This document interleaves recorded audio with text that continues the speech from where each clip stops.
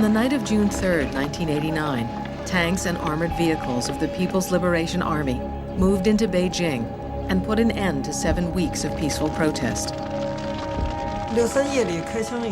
After the shooting on the night of June 3rd, when I found out that so many people had died, I felt neither anger nor sorrow, nothing. I was completely numb. There was a huge emptiness. I just couldn't believe they would open fire.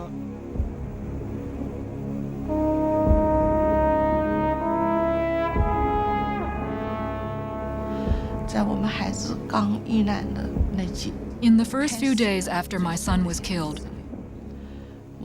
many friends, colleagues, and students came to express their sympathy.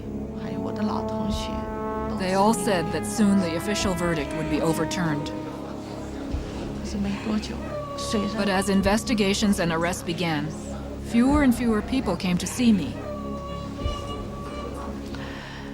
见了面 When people ran into me, they were silent. 仿佛一切 It 都 was as though nothing had ever happened.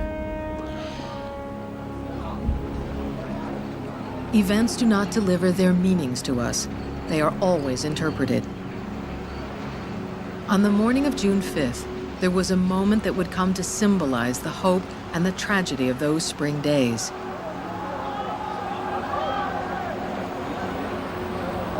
He disappeared into the crowd afterwards, and no one knows where he is now. No one is even certain of his name. But for the millions who saw this scene all over the world, its meaning was clear. Here was human hope and courage, challenging the remorseless machinery of state power. The Chinese government interpreted this scene just as simply, but differently. 稍有常识的人都会看出，如果我们的铁骑继续前进，这个螳臂挡车的歹徒难道能够阻挡得了吗？摄像机拍下的这个画面，同西方某些国家的宣传恰恰相反，正好说明了我们的军队保持了最大限度的克制。 In the days after the end of the protest at Tiananmen, large numbers of people were arrested all over China. 在收音机里就听到了。 I heard the government's most wanted list on the radio. 一开始我还以为只有学生。 At first it seemed only students were on the list, 之后就发现， but I finally heard my own name. 我就特别担心就被 I couldn't stand the humiliation of being hunted down by the police. 在唯一的一条路上。 I wanted to maintain as much dignity as possible while facing the inevitable. 我说我自己， So I decided to go to the police on my own. 搞错了，不知道是你们 I told the police, I've come here because you've got your facts wrong. 错了。然后我 I don't know if it's deliberate or because you don't understand what really happened. 我清楚，我知道。 Since I was involved, I feel it's my duty to straighten you out. When individuals stand up to power, they... Tiananmen, the gate of heavenly peace, is the gate leading into the imperial city, for centuries the center of power in China. In 1919, though the emperor had long been overthrown, students gathered at Tiananmen to denounce the government's failure to stand up to foreign powers. Their protest spread quickly through the country and came to be known as the May 4th movement. Years of student demonstrations followed. Despite violent government repression, arrests, and killings, generation after generation, the students came out to protest, inspiring other Chinese to follow them. China was in danger, and corrupt officials didn't care. Young intellectuals felt they must place their lives on the line to awaken the people. They aimed to save the nation through democracy and modern science, and the discarding of oppressive traditions.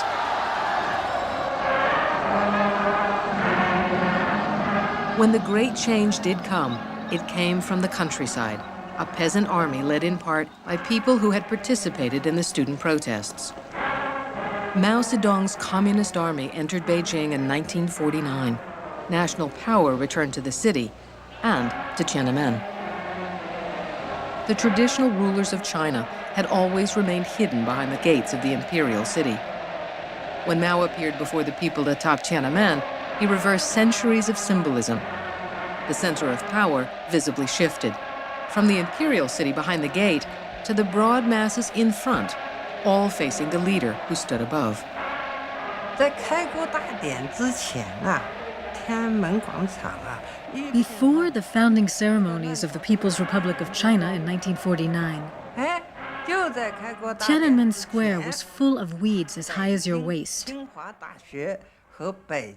Students from Beijing and Tsinghua universities volunteered to clear away all the weeds. Yes, it was students then too. At that time, young people were very enthusiastic about the People's Liberation Army and about the revolution. It was at Tiananmen that the People's Republic of China was founded. It was at Tiananmen that Mao announced, "The Chinese people have stood up."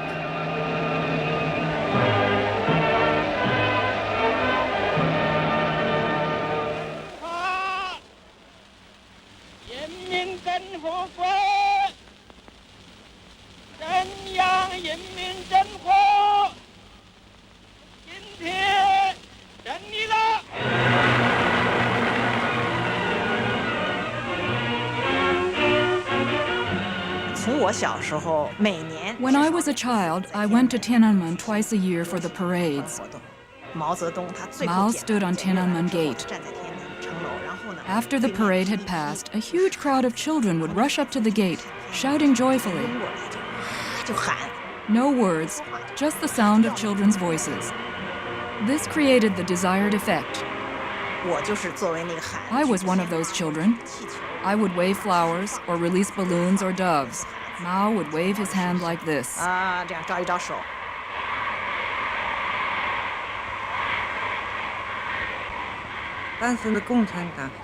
that time, many communist leaders moved into quarters within the old imperial city.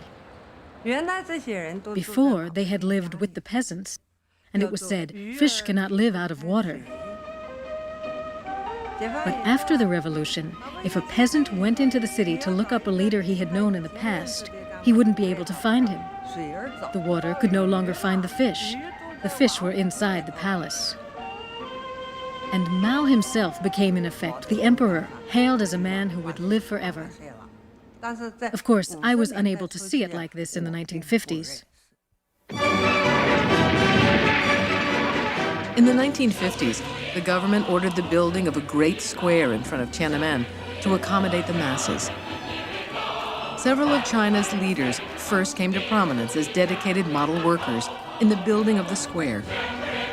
The gigantic square would become the largest public space in the world and the center of Chinese political life. On one side of it, a great hall of the people. On the other, a museum of history and the revolution. In the center of the square stood the monument commemorating the martyrs of the revolution, a tombstone of the great dead, which consecrates the square as sacred ground.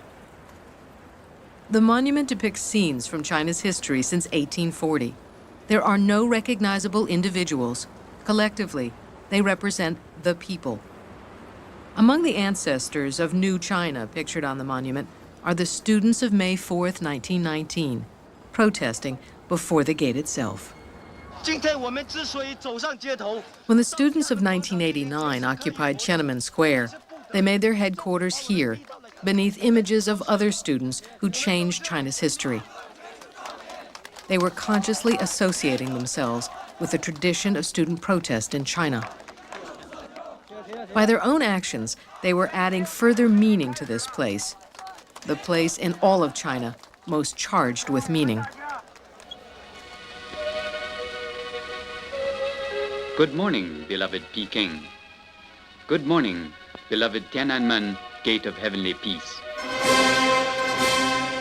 In Mao's era, Tiananmen became the symbol of the new China, the gate and the square, the people, and the leader who expressed the people's will.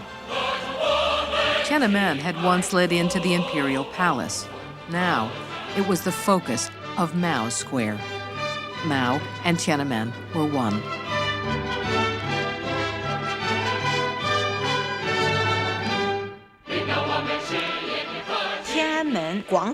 Tiananmen Square became completely entangled with the lives of the Chinese people. This was because under the Communist Party, everyone's life became involved with politics.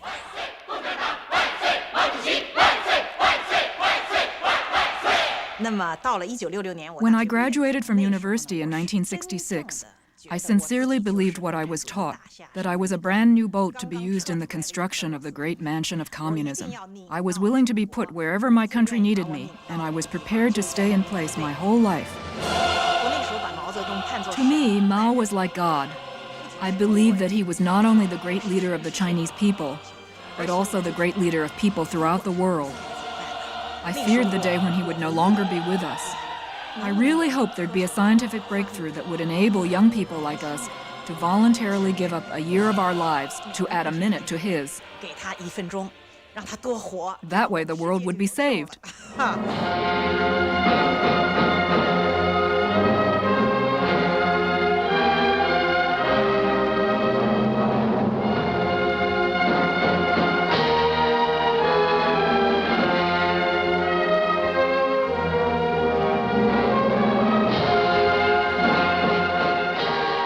In 1976, Mao died between an earthquake and a solar eclipse, traditional portents of the end of an era.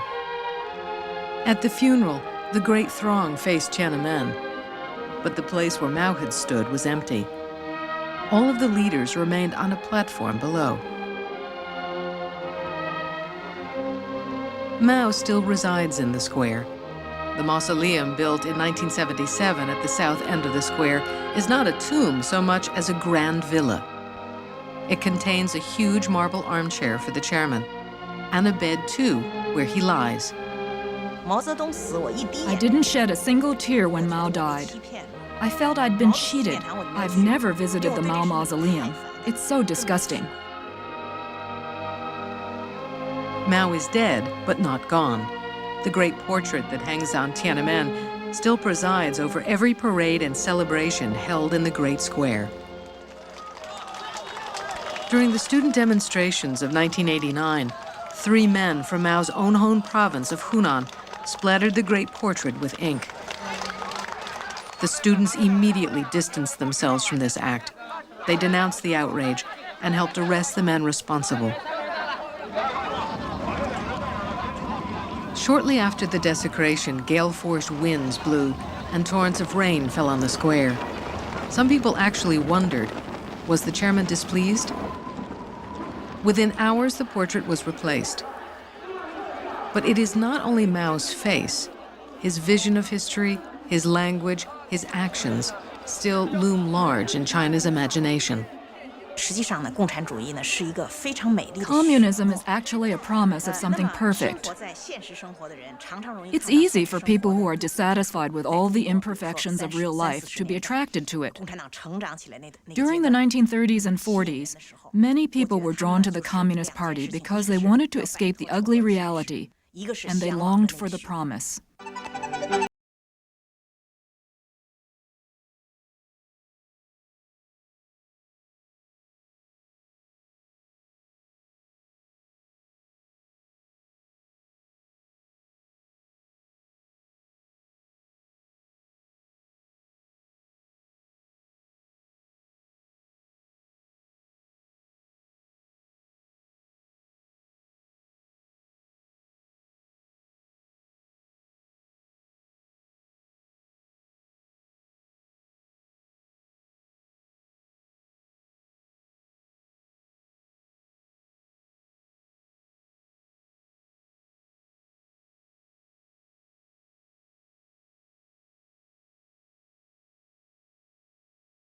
In the 1950s, Mao launched wave after wave of persecutions against people who held different views. By 1959, no one dared express any dissenting opinions anymore. He had to have the last word on everything. And people would have tolerated it if his policies had worked out well. But he made a mess of things. Millions of people starved to death. So his comrades had to help patch things up. This meant a slight retreat from Mao's utopian illusions. Deng liked to quote a Sichuan proverb, "It doesn't matter whether a cat is black or white. If it catches mice, it's a good cat." But Mao's solution, when things went wrong, was always more revolution, not less. He saw anyone who stood between him and his masses as an enemy. He saw bureaucrats and lingering bourgeois elements undermining the original promise of the revolution. Against the government bureaucracy, Mao mobilized his masses. A fresh uprising of the people, the only source of progress. Mao called it a cultural revolution. The people were enjoying Daminju, mass democracy. Chaos can't harm us, he proclaimed. It can only harm our enemies.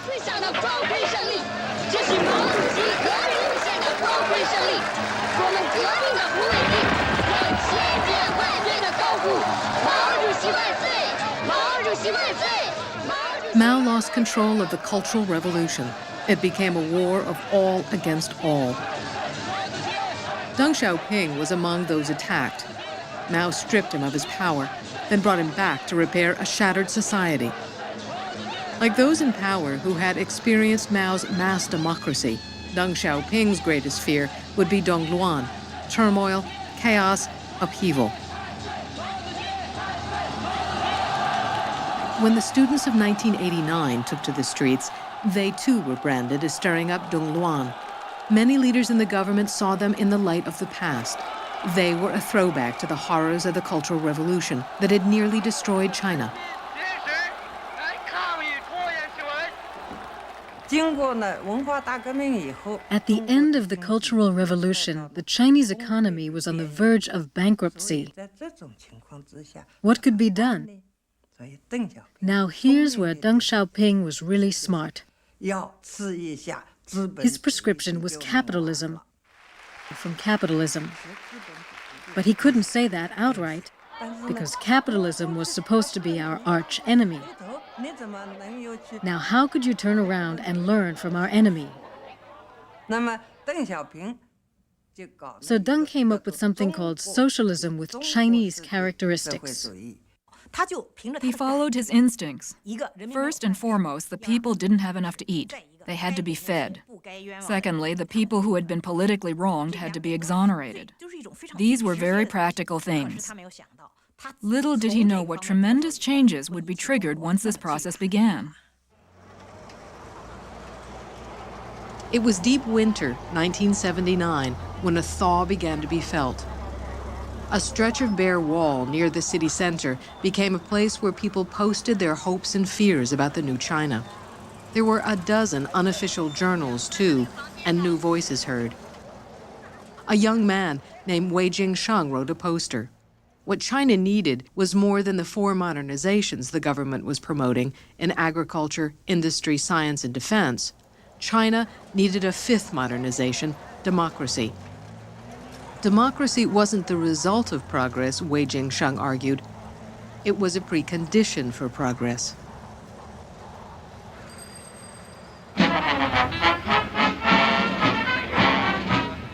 Meanwhile, Deng Xiaoping was on the road, apparently moving away from communist ideology. Deng was welcomed in America. Time magazine named him Man of the Year. In the U.S., China's economic reforms were greeted with enthusiasm.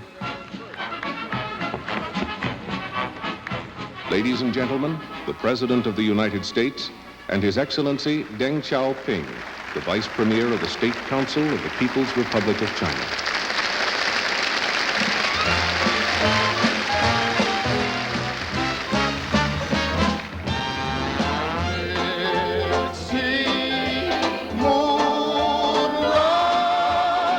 Rocky Mountain High, Rocky Mountain High.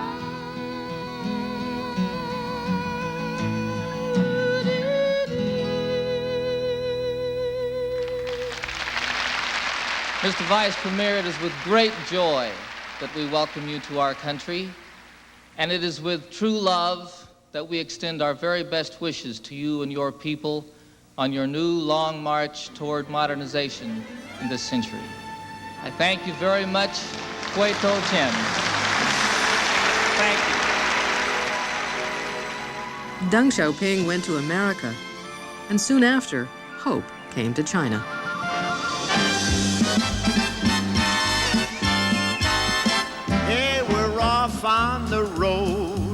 China with fun and adventure in mind.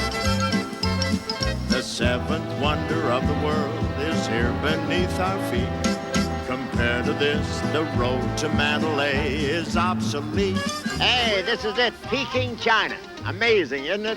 Just 10 years ago, who would have dreamt an American comedian would be standing here in Tiananmen Square saying whatever he pleased and photographing anything he pleased.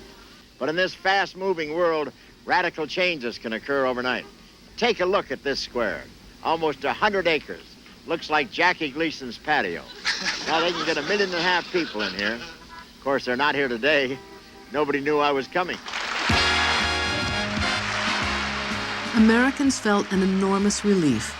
The Chinese are, after all, just like us.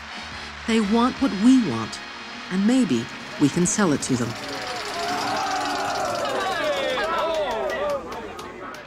But even as China and the US swapped celebrities and made deals, the dark gates closed on others. For his warning that Deng might become a new dictator, Wei Jingsheng was framed and sentenced to 15 years. He was still in prison when the students came to Tiananmen in 1989 to demand democracy. Few of them knew his story. In China, if you wanted to express your opinions, you had to speak from within the Communist Party. If you talked outside, they'd throw you in jail. The only option for a pure idealist is to commit suicide. I once wrote an essay entitled, "Commit Suicide and Save the Country." Of course, it didn't pass the censors.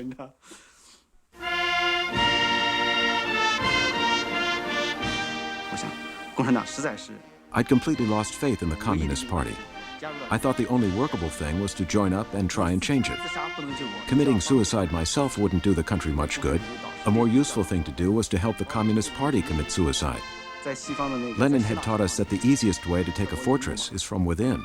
There's also the Trojan horse in ancient Greece. If you can't win through confrontation, you have to try sneaking inside. That someone like myself could join the party was because cracks had already appeared. Before Deng's reforms, someone like me would never have been let in. Now begins the grand mass parade to celebrate the 35th anniversary of the founding of the People's Republic of China. By 1984, when the People's Republic marked its 35th anniversary, there was something new to celebrate: the success of Deng Xiaoping's reforms.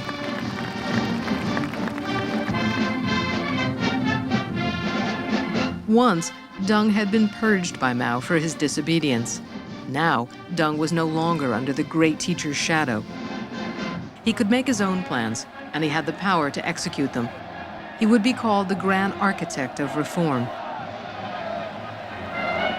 By Deng's side were his loyal ministers, Hu Yabong, Zhao Ziyang, men given the task of reform, men who can also be blamed when reform went too far.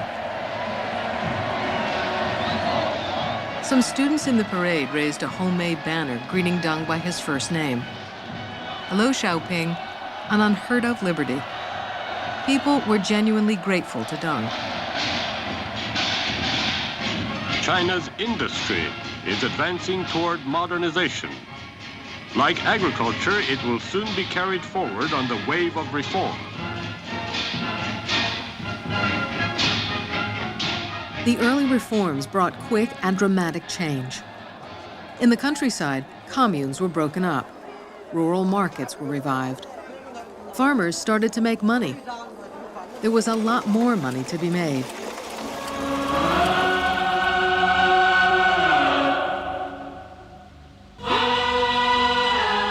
The old men in charge were changing China. The results were going to be seen everywhere. After decades of relative isolation, China was looking outward to the world.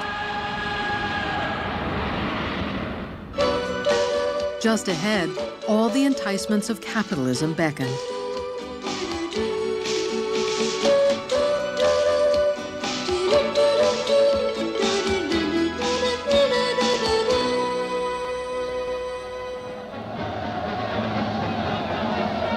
Our life is getting better and better.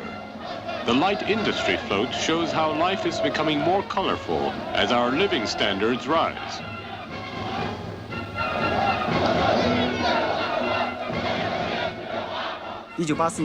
The National Day celebrations in 1984 were an elaborate, enthusiastic affair. Many people saw a bright future ahead. But why did my friends and I feel so depressed? The overcast sky, the lone figure of Deng Xiaoping popping out of that car, riding stern-faced down Chang'an Avenue. I thought it all boded ill for the future. That kind of spectacle was the heritage of the Mao era. It was an embodiment of revolution. And for us, revolution was made up of a small number of ambitious political careerists on the one hand, and the frenzied masses on the other. And we were fed up with all that. A measure of economic prosperity had been achieved by 1984, but we saw countless difficulties ahead, and we didn't know how heavy a price the Chinese people might still have to pay. All I could do was to help change things bit by bit. I knew I couldn't make that much difference, but that didn't matter, because there was nothing else worth doing anyway.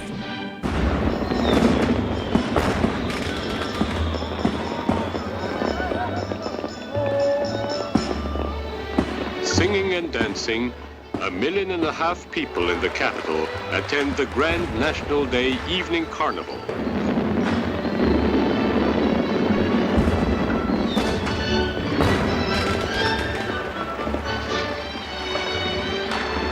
The carnival evening will forever remain in our memories. Come to see Tiananmen, come to see our country in 5 years' time.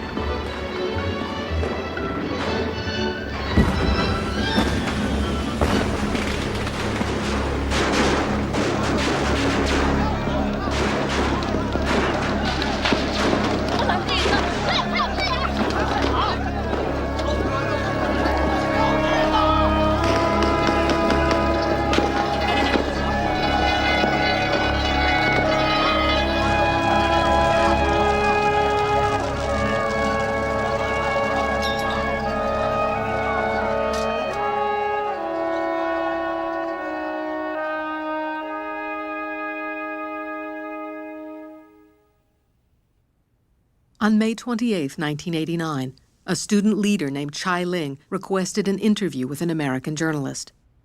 Tiananmen Square was then occupied by students. Martial law had been declared. No one knew what might happen.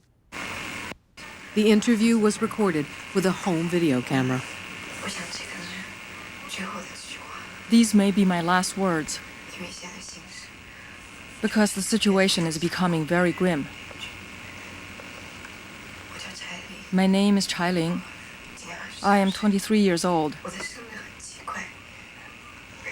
Oddly enough, my birthday is on April 15th, the day Hu Yaobang died. Hu Yaobang had been the general secretary of the party and Deng Xiaoping's chosen successor. Public mourning for Hu would last for a week and would become the ground from which all the demonstrations of 1989 would grow. In many ways, the movement is not very mature. An opportunity presented itself accidentally. No one knew Hu Yaobang was going to die when he did. This movement is a great manifestation of the natural democratic instincts of the students and the people, a spontaneous expression of the people's own interests. I've come into contact with people from all walks of life. They feel they have no security. Many have gone overseas. I feel this country is finished. It's going to die. Hu Yaobang had been removed from power 2 years before his death. He'd been accused of leaning towards bourgeois liberalism. No one protested openly when Hu was purged, but now people claimed him as a champion of enlightened rule. Mourning for him became a cover for protest against those still in power. Or, as it was said at the time, the men who should drop dead are still alive, yet the man who should be alive is dead. In Chinese culture, there's a phenomenon I'd call the cult of the dead. After death, all the man's flaws are forgotten and his memory is enshrined in a halo of glory.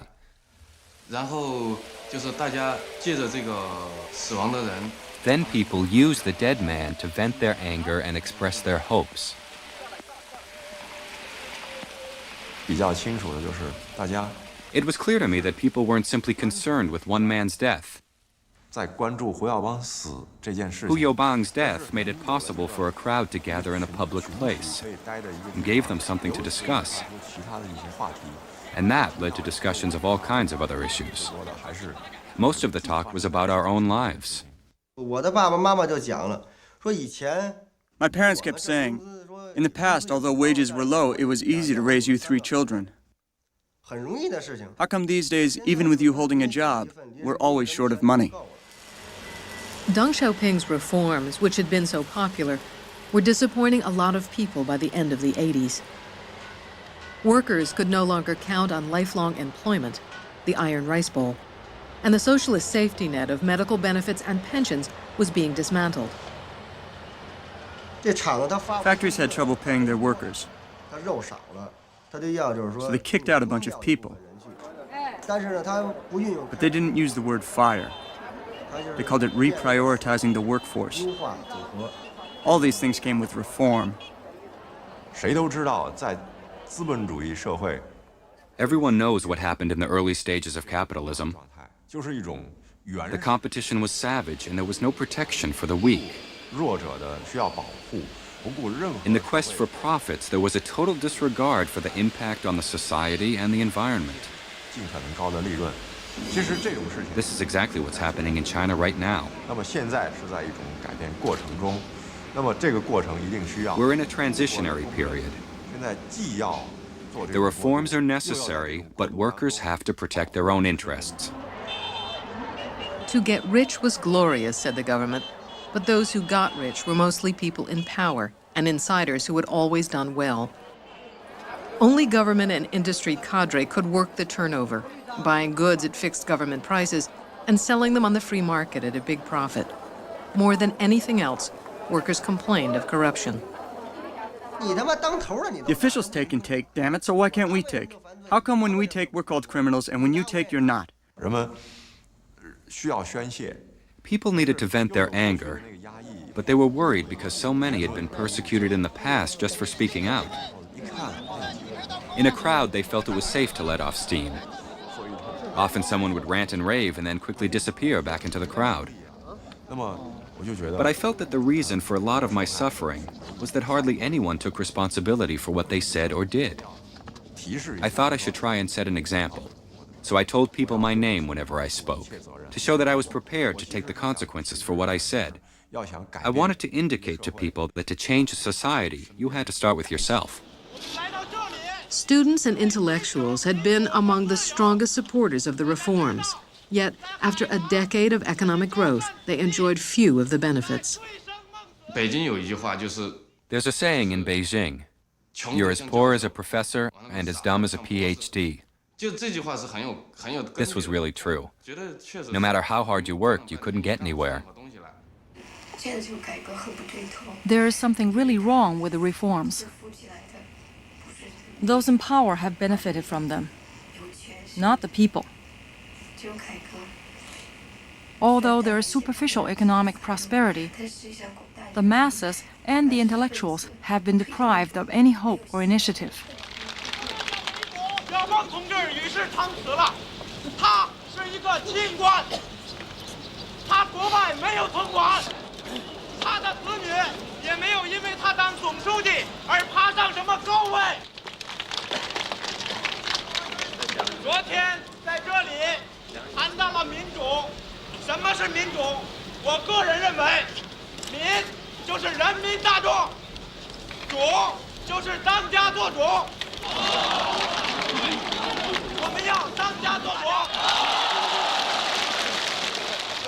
The Communist Party had always defined Minju, democracy, in just this way, the people in charge.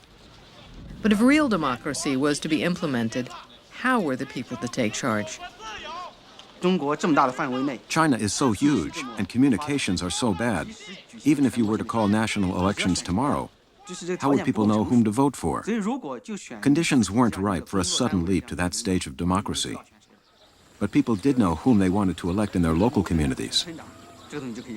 So open elections were already possible at the village level. When this form of democracy became more routine, we could introduce broader elections on the county level, and then higher and higher up. Those of us who were working for Zhao Ziyang pushed for this type of grassroots-level democratic election. Of course, the hardline communists immediately saw this as a threat to their power, so they were dead set against it. As for the intellectuals, they said, grassroots democracy is not important. What we want to determine is the fate of China, not just the fate of a village, a county. So we had trouble getting support. Students dissatisfied with the status quo might have taken up the hard work of building democracy at the local level. Or they might have organized to demand redress of their own grievances as underpaid and undervalued intellectual workers. But that's not what interested most students. They talked, as Chinese students have always talked, of saving China. Hu Yabang's death was caused by the mental stress resulting from his illegal removal from office. We thought commemorating one man was not going to help China. To ensure our nation's positive development, we had to start transforming the political system. We wanted to use this opportunity to put forth our political demands.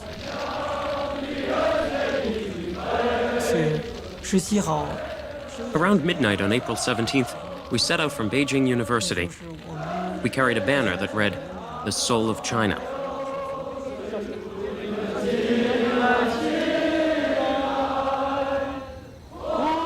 On the morning of the 18th, over 1,000 students held a meeting in the square.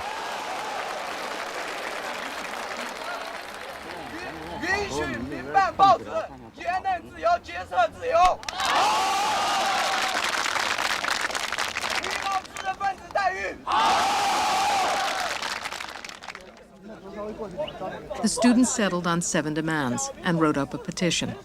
They carried the petition to various government offices. At Xinhuaman, the entrance to the old palace compound, where China's top leaders live and work, the students waited for an answer.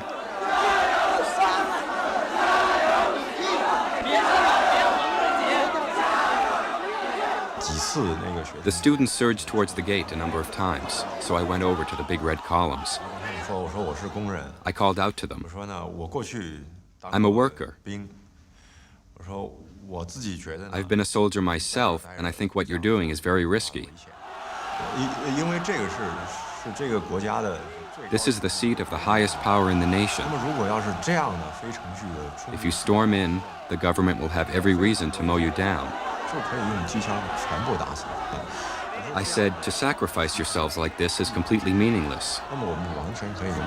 We should use other methods to achieve our goals. I told people to stop pushing, to sit down and wait. Eventually, the crowd settled down. There were no clashes that night. The next night, I didn't go to Xinhuamen, but later I heard there'd been a bloody incident.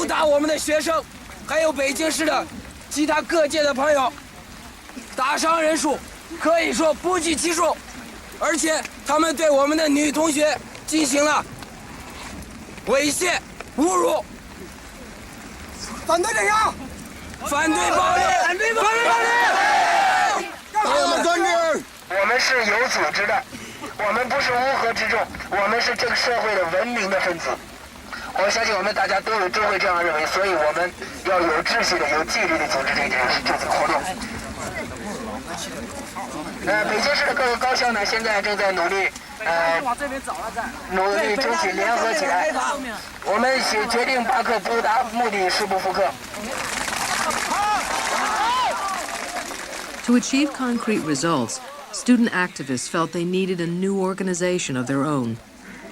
Those who were willing to lead it were taking a great risk. On the night of April 19th, a new student union was formed at Beijing University. 7 people volunteered to be on the organizing committee. They became the leaders because they were courageous enough to step forward. There were no formal elections. Later, the committee made many efforts to organize elections, but because we constantly faced new crises, we couldn't do what we'd originally intended. Organizing committees appeared on many Beijing campuses and within days formed a citywide coalition of independent student unions.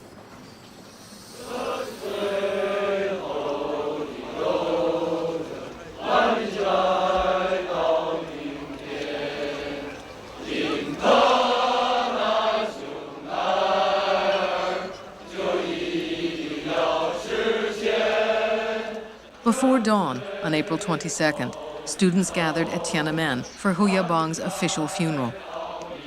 The list of their grievances had lengthened. With every passing day, Hu, and mourning in his name, was acquiring greater significance.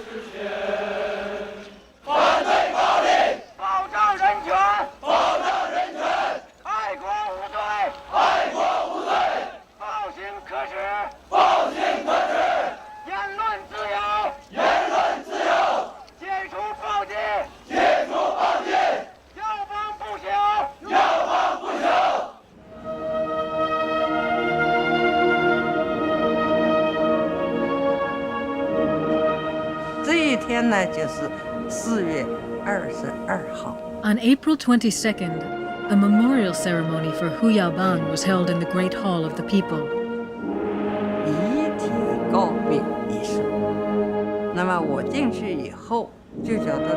When I entered, I felt that the atmosphere was very grim. The ceremony seemed hurried, and after Party Secretary General Zhao Ziyang read the eulogy, all the leaders from the Central Committee rushed off.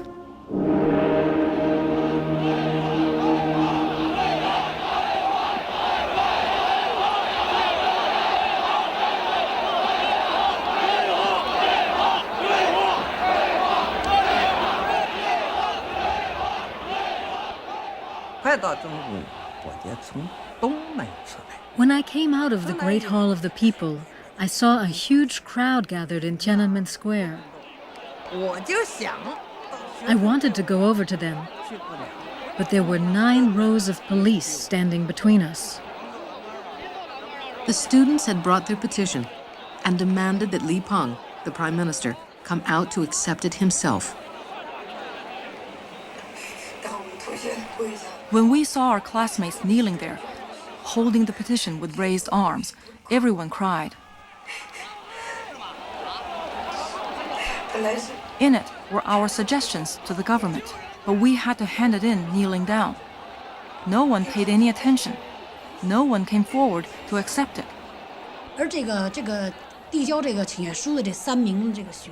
We all saw those 3 students. We workers felt, Premier, you should come out.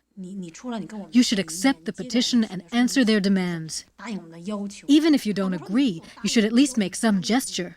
But the Premier just left. He completely ignored the students. Now, how do you expect people to take that? How could the government be so callous? Many of us who had just gathered inside the Great Hall had taken part in student movements when we were young.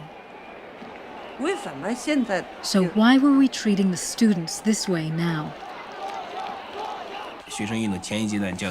During those early days of the student movement, we pleaded with the authorities, petitioned them like loyal subjects in traditional China. At first, we made direct appeals. Then we pleaded with tears and on bended knee. Yes, we were even willing to kneel down before them, like subjects petitioning the emperor. We had to beg them to come out and talk to us. But then again, it's fair to say that the government virtually crumbled under the weight of our knees.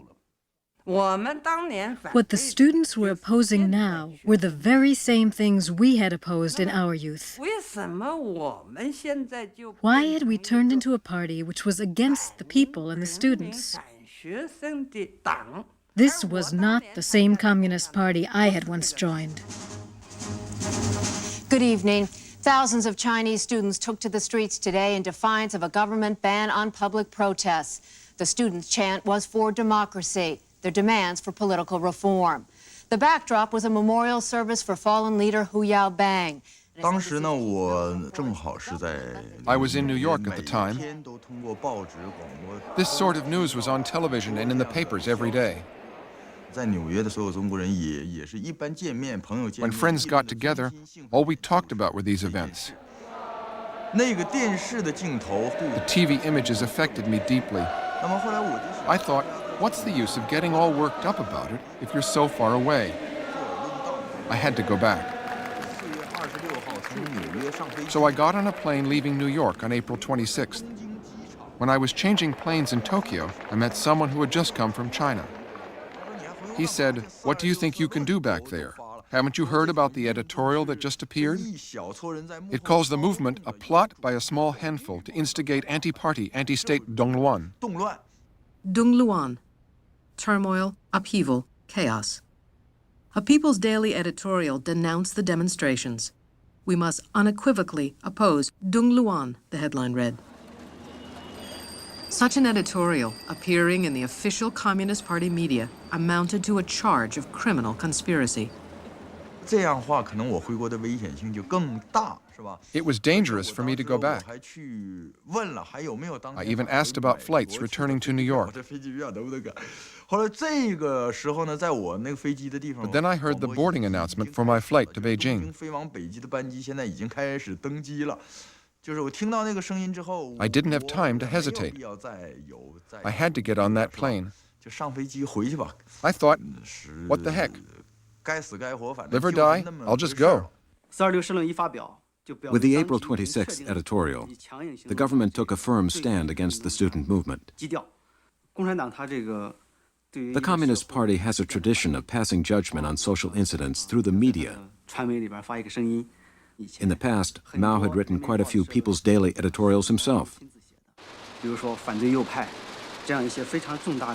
launched a number of mass political persecutions this way.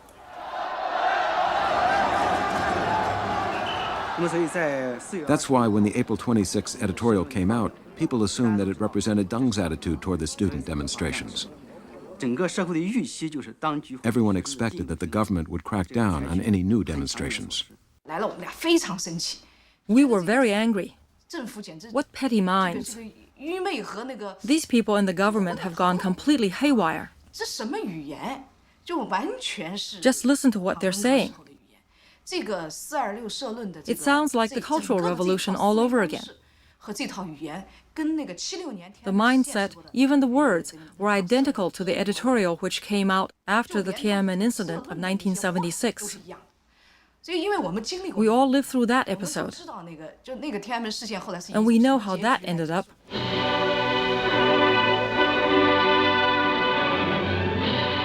The editorial of April 26th reminded many people of what happened after another great state funeral, the events of 1976, known to everyone as the Tiananmen incident.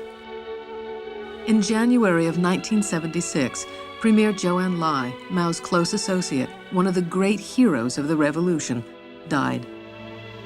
The people of the capital could not restrain their bitter grief. They left their homes and gathered on the sidewalks of the Chang'an Boulevard, along which the cortege would pass. Zhou was widely regarded as a moderate, more humane and tolerant than other top leaders. Just as the mourning for Hu Yaobang in 1989 was the occasion for protest, the outpouring of grief for Zhou Enlai was a reproach to the hardliners in power. Can't you stop for a moment, dear Premier? This is Tiananmen. Don't you remember the many festive occasions we celebrated here together? Your ringing laughter is still in our ears. Your warm gaze rests on our tears. Beloved Premier Zhou, how we miss you, how we need you.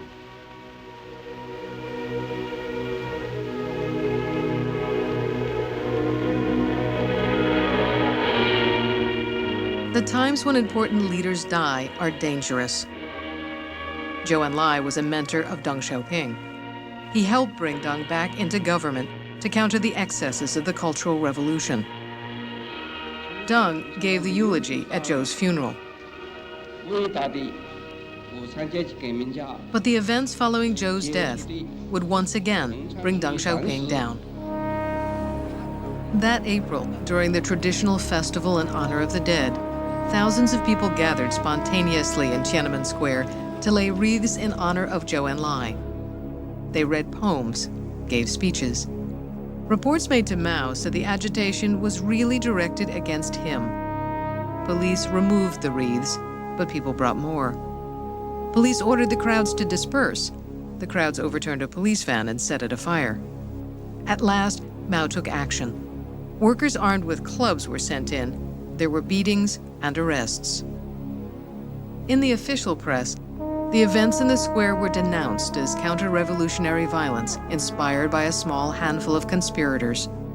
The alleged mastermind behind the turmoil was that unrepentant reactionary, Deng Xiaoping.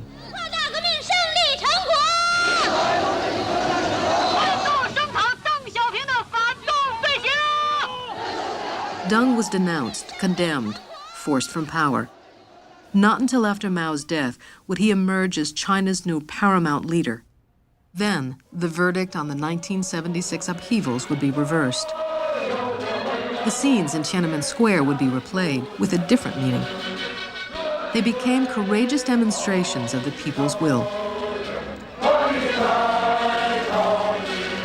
And yet now, in 1989, the government of Deng Xiaoping, faced again with protests inspired by the death of a leader, reached for the old words of denunciation.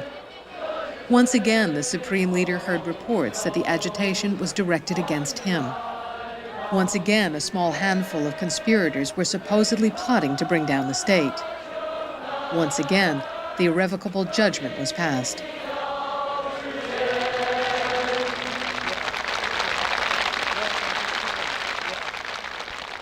The editorial of April 26th caught the students by total surprise.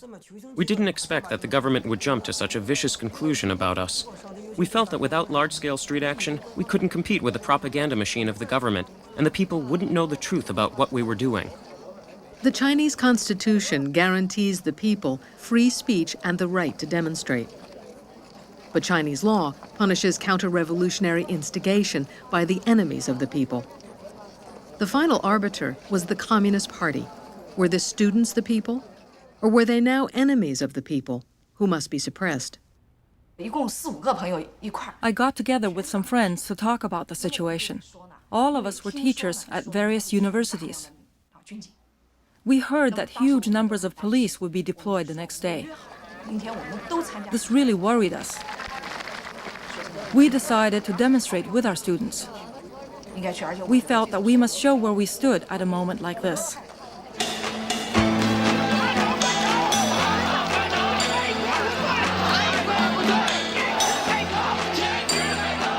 In the early morning of April 27th, students set out from campuses all over the city and walked toward Tiananmen Square, the political center of China.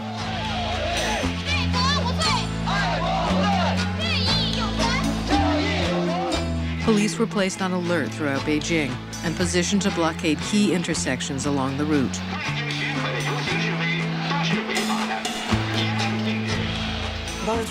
We were prepared to face great danger. Some students even wrote their wills. This was because we had heard that the government was moving in troops to suppress any further demonstrations. Everyone showed a lot of self-control. Since the government had accused us of instigating turmoil, we were eager to show the people that we weren't a lawless mob, nor were we trying to overthrow the Communist Party or socialism.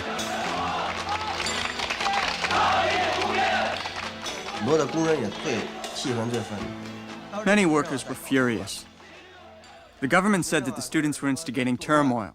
后来当时我心理状态就这么想的。 Well, the way I see it, 我说这学生如果说他说的 if 要 the students were wrong, you wouldn't have to send the police or the soldiers. 你也别来打兵，我是一小伙子。 There are plenty of young workers like me who could beat them up. 早他妈给这学生给打跑了。我说什么事情吧，正好相反。 But the students were right. They expressed what was in the hearts of us workers.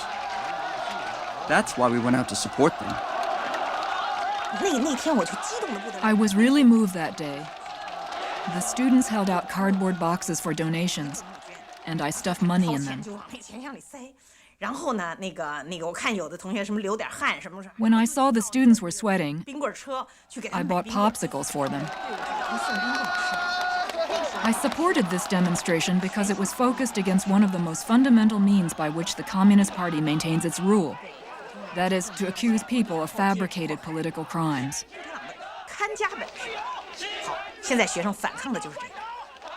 The students showed real conviction. They put their lives and their future on the line to fight this unjust system.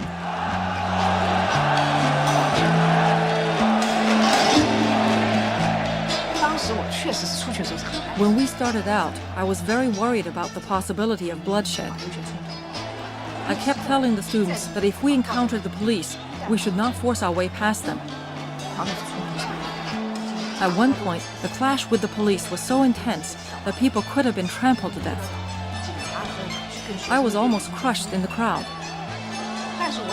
But it was obvious that the police were not ordered to beat people up. They only tried to form a human blockade.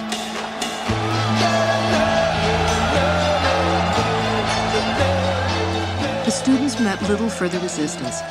They continued their march toward Tiananmen Square. The students were very pleased with themselves for breaking through police lines, and the cheering of onlookers made them feel like real heroes. The whole thing now turned into a carnival because there was no more danger, and everyone was watching the students' big show. That was how I felt later that day, completely different from when I started out. It had been an unprecedented day. A mass student demonstration held in the face of government warnings had been allowed to march peacefully through the streets. And that very day, the government announced that it was willing to talk. In this event, both sides had made efforts to exercise restraint. This unprecedented moment could have opened up new possibilities if only people understood what it meant. But a historical opportunity is often easily overlooked, easily passed by. Unfortunately, this was just what happened. I had just arrived back in China at that point. I suggested to the students that it was not a good idea to continue staging huge demonstrations. Once you have shown your strength, you should return to classes and try to secure some specific democratic rights on campus. Few students were ready simply to go back to class. But what should they do next? The triumph of April 27th would be the last moment in which all parties working for change were united. The euphoria soon began to fade, and disagreements over tactics developed. What a student movement represents is a call for social justice. There are times when we have no choice but to take to the streets to express our ideas, vent our anger, and show our determination to change things. April 27th was such a time. The students did a great job, and the government was forced to change its usual behavior.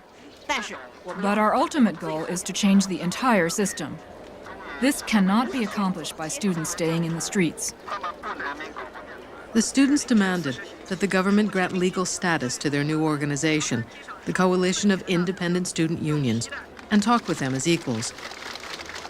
They wanted duihua, dialogue. One of the most important demands raised by the students was for the government to have a dialogue with them.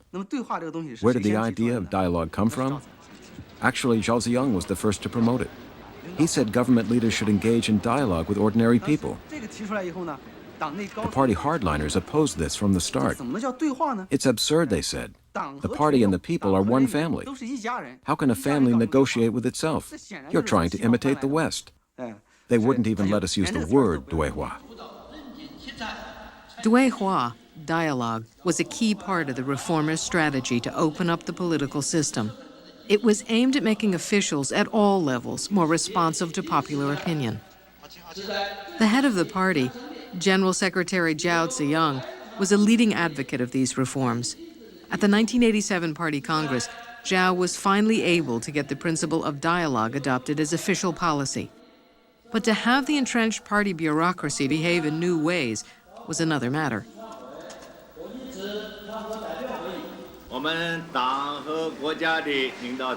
On April 29th, the government held a meeting with representatives of the official student union of Beijing. Only a few of the new activists managed to get in. Yuan Mu was the government spokesman. His was not the new, more open-faced that Zhao Ziyang wanted. He spoke with the voice of standard party authoritarianism, and he did most of the talking. The independent student unions called this meeting a fraud. Surrounded by the media, the student leaders made the rounds of government offices to present their conditions for further talks.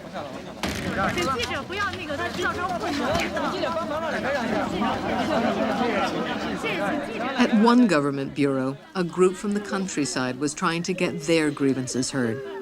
Grassroots democracy hadn't reached their village, so they were doing what they'd always done, kneeling before the offices of the central government to beg for official intervention in their local problems. They were having little luck getting anyone to listen.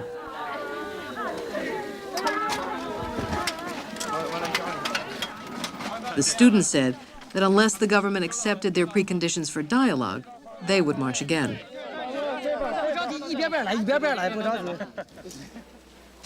他们的请愿书当中提出，我们绝不同意由各高等学校学生会、研究生会组织这样的对话，而且他们要求要在这次游行示威中，经过不合法的手续临时组织起来的所谓高等学校学生自治联合会来组织对话。 Some student activists were trying to institute elections, and they were getting support on campus. 未来跟政府对话，以哪个机构来代表我们去跟政府对话？因为政府现在特别强调合法性问题，我们要选出一个合法的机构去代表我们跟政府对话。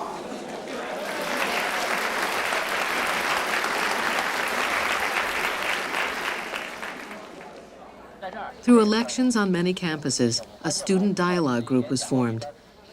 The students now changed their tactics. Rather than demanding official recognition as a precondition for dialogue, they were willing to talk right away. And they wanted to talk about their constitutional rights. 从对话上来说， The aim of dialogue was not to solve everything at once. We wanted to establish some ground rules, open up some channels for communication, so that whenever problems arose, there'd be ways of resolving them. We wanted to lay some foundations for the future. We wanted to make a good start. What we were hoping for was gradual progress, reform, not cataclysmic change, not revolution.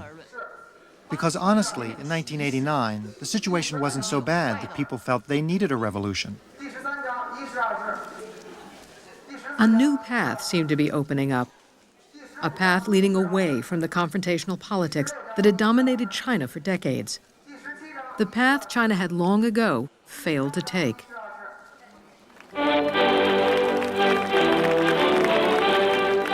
On May 4th, China celebrated the 70th anniversary of the demonstrations of 1919, when patriotic students had first protested against an unresponsive government.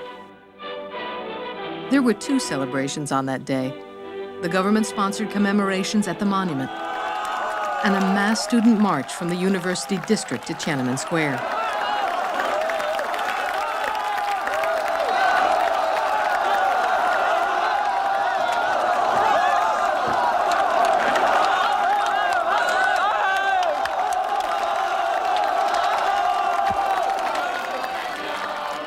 The students sang a patriotic song from the 1930s.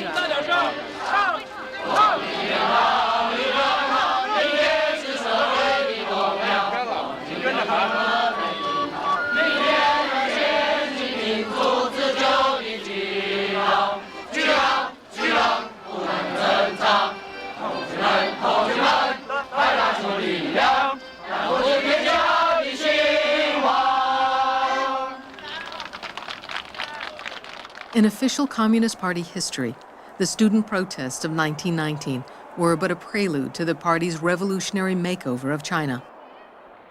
But in fact, many of the leading voices of the May 4th era spoke not for revolution, but for democratic reform. After their days of street protest, many students went back to school, took up various professions, and continued to work for social change. Those who saw no hope for reform joined the Communist Party to fight for an ideal society. Over the decades, the voices championing gradual change were either stifled by conservative power holders or drowned out by cries for revolution. By marching into Tiananmen Square, the students of 1989 were saying to the party, "We are the true inheritors of the democratic legacy of the May 4th movement." But the May 4th spirit they were most familiar with was the one the party had taught them. In the value system of the Communist Party, revolution is placed at the top. So comrades are called revolutionary comrades, couples revolutionary couples, and families revolutionary families. Everything is revolutionary. Reform is not a good word in communist vocabulary. What we were trying to do was to introduce the idea of incremental change to the people of China. We were trying to tell them that reform was not a bad thing, and that revolution often failed to deliver its promise. Once again, the government had not suppressed the march. In fact, the leaders at the top were deeply divided on how to deal with the protesters. On the very day of the May 4th anniversary, Party Secretary General Zhao Ziyang made a speech that departed surprisingly from the hardline April 26th editorial. In a nationally televised meeting with foreign bankers, Zhao told his audience that there was no serious turmoil in China. Duihua, dialogue, Zhao said, was the solution to the present tension.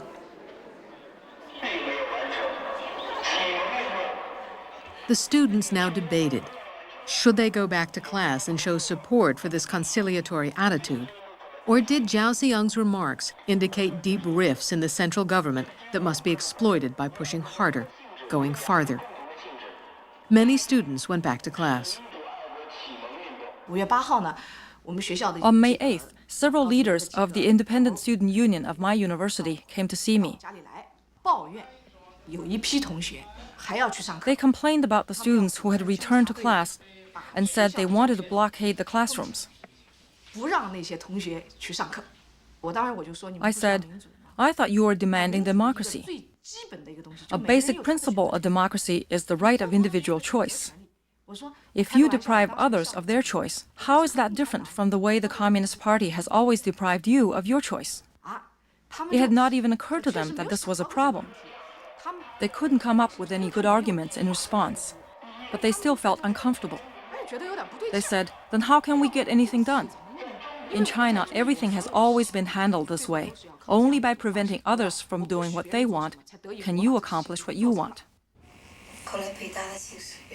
The movement at Beijing University also reached a low point. More and more students returned to class. A lot of energy was wasted debating whether we should go back to class or not. I felt increasingly frustrated.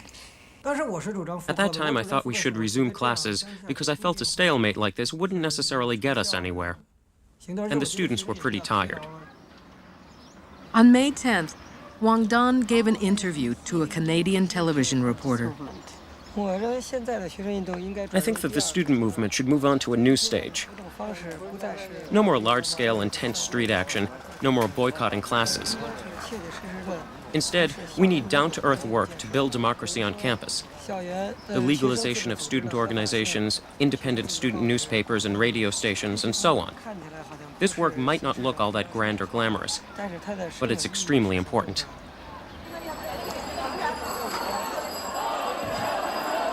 And yet, over the heads of the prominent student leaders, still hung the People's Daily editorial of April 26th, the shadow of Dong Luan. That threat cut off any impulse toward moderation.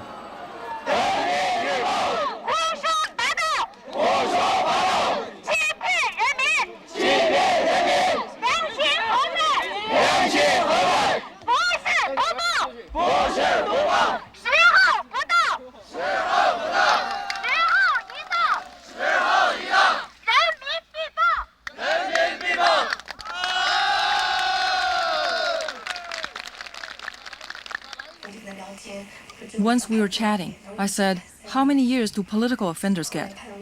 Someone said it used to be 3 years, then it was increased to 5 years, then 7, and then 17 years. I felt very sad. If I got 17 years, I'd be 40 by the time I got out. I really didn't want that to happen. On May 11th, 6 of us discussed the situation. We had placed a lot of hope on talks with the government, but they kept putting it off. We feared that the movement would run out of momentum. Then the government would have been able to arrest the student leaders one by one and disband the independent unions. So it was necessary to escalate the movement, to use more radical methods and apply more pressure to force the government to concede to our demands. Since demonstrations and sit-down strikes no longer bothered the government, we felt the next step should be a hunger strike. Wang Dan told me about the hunger strike, and I immediately signed on. Then we tried to persuade the leaders of the independent student unions, but some of them were firmly opposed to a hunger strike. I think they have a tendency towards opportunism. As is so often the case, democratic procedures were getting in the way of political action. Unable to achieve a consensus within the independent student unions, the people in favor of a hunger strike bypassed the new organization and made personal appeals to the students. On the evening of May 12th, Chai Ling and I addressed the students. She did most of the talking.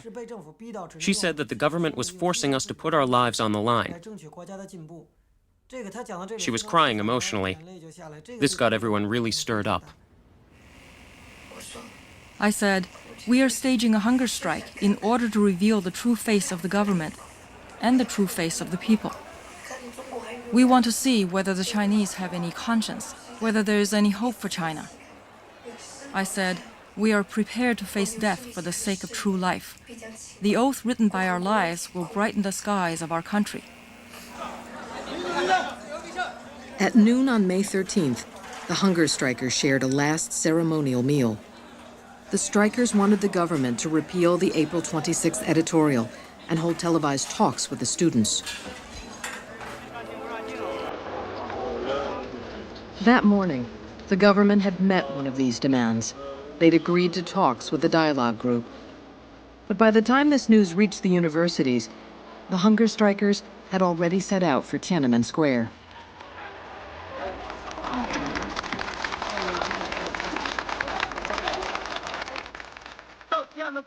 Their declaration, born of a tradition of romantic communist rhetoric, was both heroic and deeply emotional. It even included some lines from Mao's youth. "This country is our country. This people, our people. If we don't speak out, who will? If we don't take action, who will?" At the height of youthful happiness and beauty, the hunger strikers proclaimed, "We must resolutely leave everything behind us. Mother China, witness now the actions of your sons and daughters. Can you remain indifferent as hunger devours our youth and death approaches?"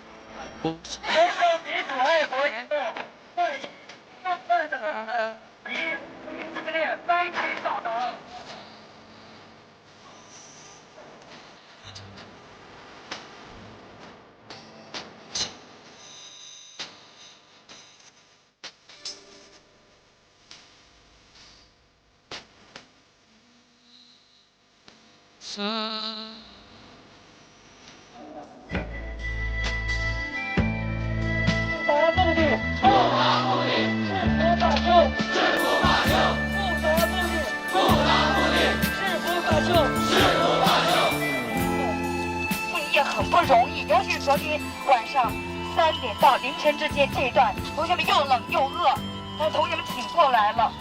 很有可能我们还要挺过像昨天这样的第3个、第5个夜晚。希望大家能够尽可能的坚持到底。有没有决心？有。谢谢大家，真是好战友。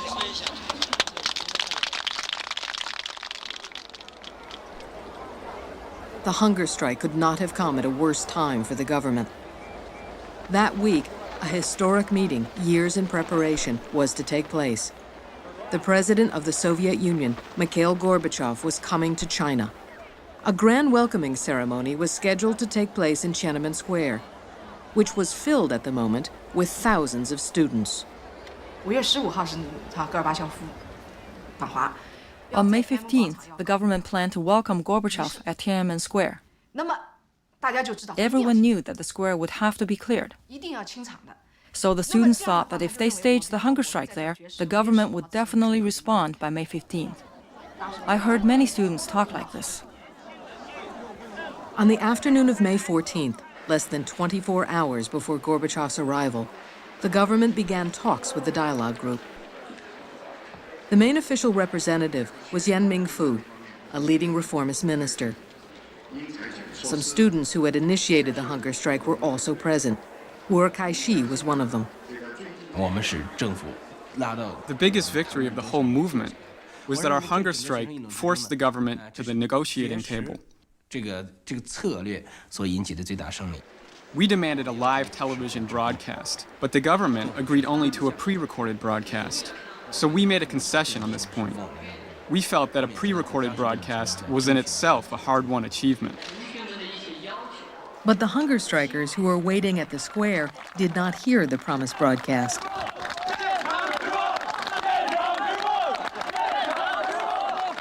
Feeling betrayed, many of them rushed to the meeting hall and disrupted the session. So the talks were wrecked by the students themselves. I felt that May 14th was a big setback for the student movement. After this, the students missed many more opportunities by repeating the same mistakes. It was the eve of Gorbachev's arrival, and talks between the students and the government had broken down. When we speak of the government, we're talking about two kinds of people: the reformers who were in power at the time and the hardliners who opposed them.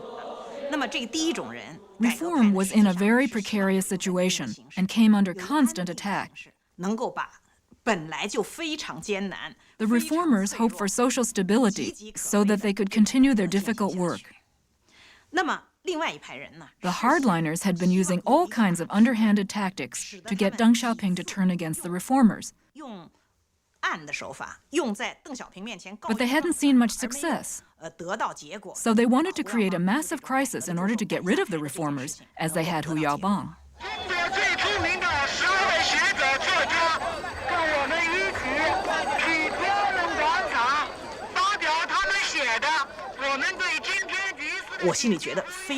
I was worried that reform would be derailed.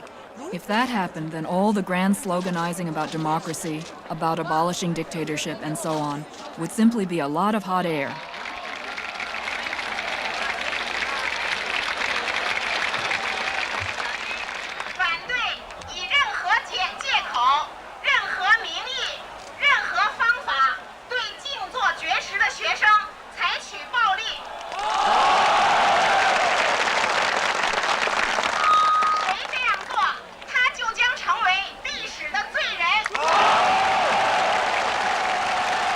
The 12 scholars, journalists, and critics were well-known supporters of liberal reform in China and widely respected. They all praised the students, but called on them to change their tactics.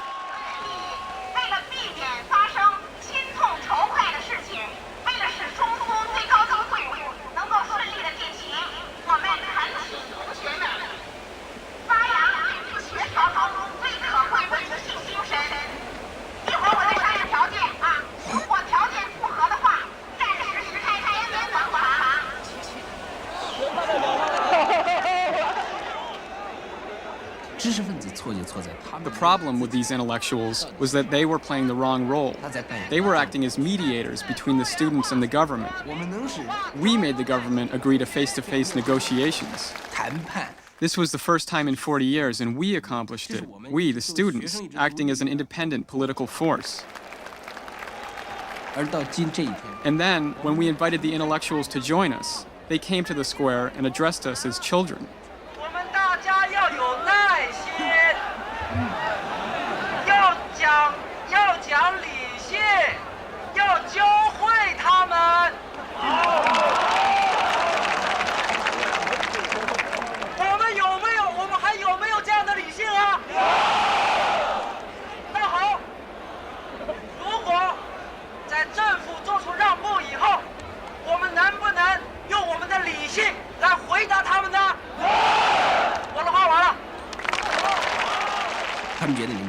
message we got from them was this: you people have gone too far. You have to do this gradually. Listen to your mommy and daddy. Listen to your government. Well, all I have to say is, what have you done that gives you the right to criticize us? The 12 scholars had made an accurate assessment of the situation, and they were well-intentioned. They knew this stalemate would harm the students' cause. But all the students had put so much into the hunger strike. How could the government simply ignore us? If we left, it would have been like encouraging a bully. Emotionally, we couldn't accept that. You can tell me all you want about what a rational person should do, but I say, excuse me, I can't be that rational because I'm not facing a rational opponent. We failed completely. At the time, I thought we intellectuals were caught between a totally irrational government and totally irrational students. What could we do? Although most students were unimpressed by the intellectuals' attempt at mediation, some shared their belief that Gorbachev's visit would help the cause of reform in China. As a last-minute compromise,吾尔开西led the call to make room for the official welcoming ceremony for the Soviet leader.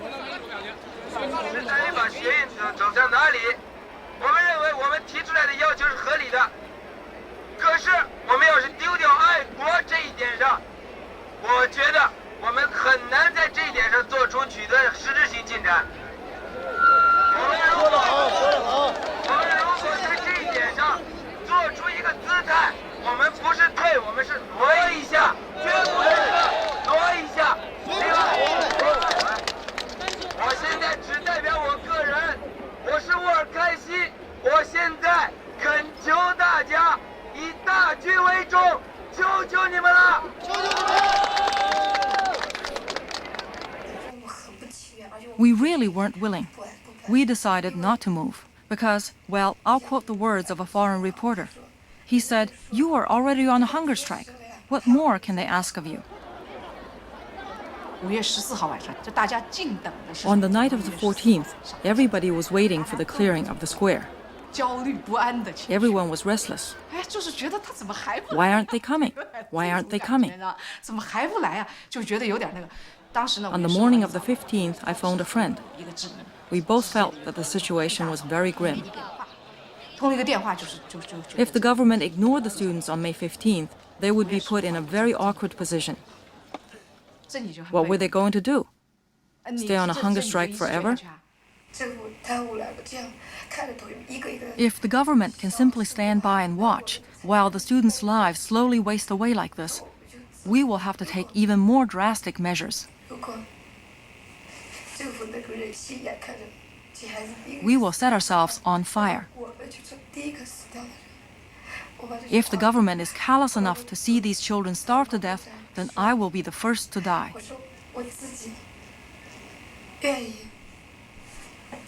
I said this over the loudspeakers. I said I was willing to be the commander-in-chief. I don't remember my exact words.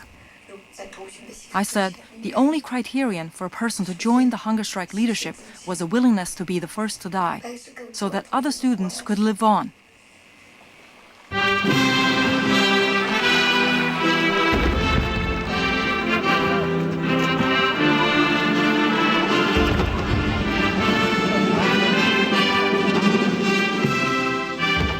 The government chose to cancel the grand ceremony planned for Tiananmen Square. Gorbachev got only a quick welcome at the airport. The first visit to China by a Soviet head of state since 1959 had been upstaged by the students. Gorbachev met with party leaders like Zhao Ziyang, who looked to the Soviet Union as an example of political reform, and with others like Premier Li Peng, who were wary of everything Gorbachev represented. Both groups in the Chinese government needed the backing of Deng Xiaoping, who was in charge of the military. And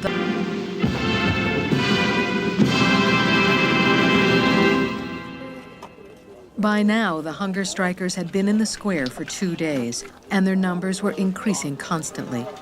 Still, there was no official response. As time dragged on, sympathy for the students and anger at the government grew. I couldn't even convince my own students to leave. The female students cried whenever I spoke to them. In the morning sun, the students looked so young, with only sheets of newspapers between themselves and the bare ground. It was really a touching sight. They were putting their young lives on the line, sitting there stubbornly. But the government was ignoring them. I was moved. So I decided to stay on the square to help them run errands. We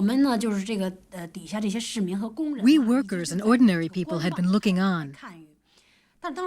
Then, when the students started the hunger strike, using their own lives to awaken the whole nation, people felt their responsibilities, and they rose up too. On May 16th, while Gorbachev continued his discussions with the Chinese leadership, 300,000 people marched in the streets of Beijing. On the 17th, and again on the 18th, that number rose to 1 million people.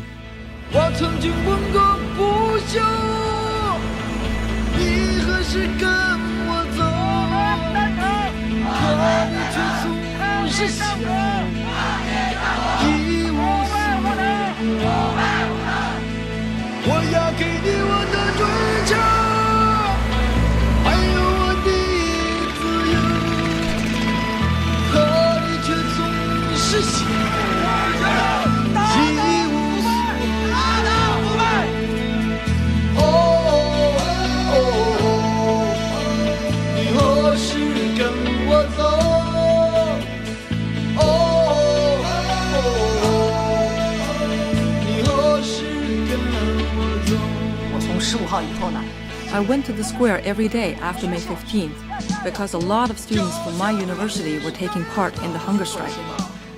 I went there to help them with logistics and run errands. I also took part in the picket line to ensure that the ambulances could move freely. The students had been on a hunger strike for nearly a week. And still, the government paid no attention to them. We said, "What bastards? Any son of a bitch would have acted better than Deng Xiaoping or Li Peng." Moderate government leaders tried to defuse the mounting crisis. The official media was allowed to report sympathetically on the hunger strike. Emergency medical teams were sent in to ensure the health of the hunger strikers. Actions like these suggested that the party line was shifting and nobody wanted to be left on the wrong side. Local party leaders and managers started permitting their workers to go to Tiananmen to show support for the students. Organized contingents started showing up carrying the banners of their workplaces. To participate now was beginning to look not only right, but safe.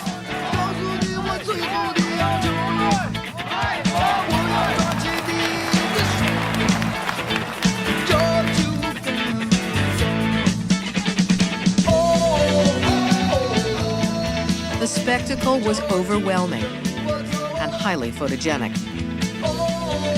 The foreign press in Beijing to cover the Sino-Soviet summit walked into the biggest international media story ever reported out of China.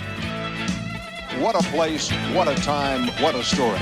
It's Friday morning here, and this is Tiananmen Square. Today, it's the People's Square, all right. More than 1 million Chinese demanding democracy and freedom and proclaiming the new revolution. Unbelievable. We all came here to cover a summit and we walked into a revolution.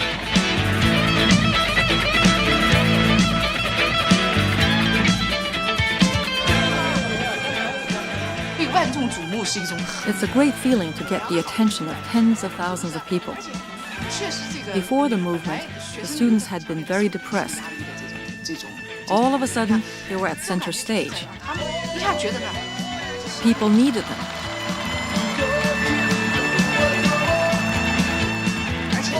They felt a heroic sense of being able to change history.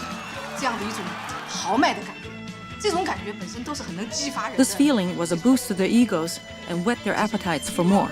There's never been a generation like ours, one that mocked the state, mocked the government, mocked the leaders.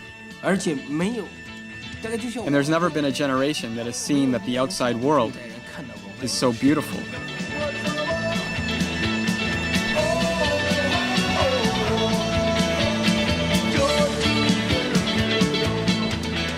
大陆的著名的歌手崔健。Cui Jian is China's most famous singer. His song "Nothing to My Name" expresses our feelings. 可以想象一下我们这一代。Does our generation have anything? 我们没有过。 We don't have the goals our parents had. 我们也没有。 We don't have the fanatical idealism our older brothers and sisters once had. 那么我们所想要的是什么？ So what do we want?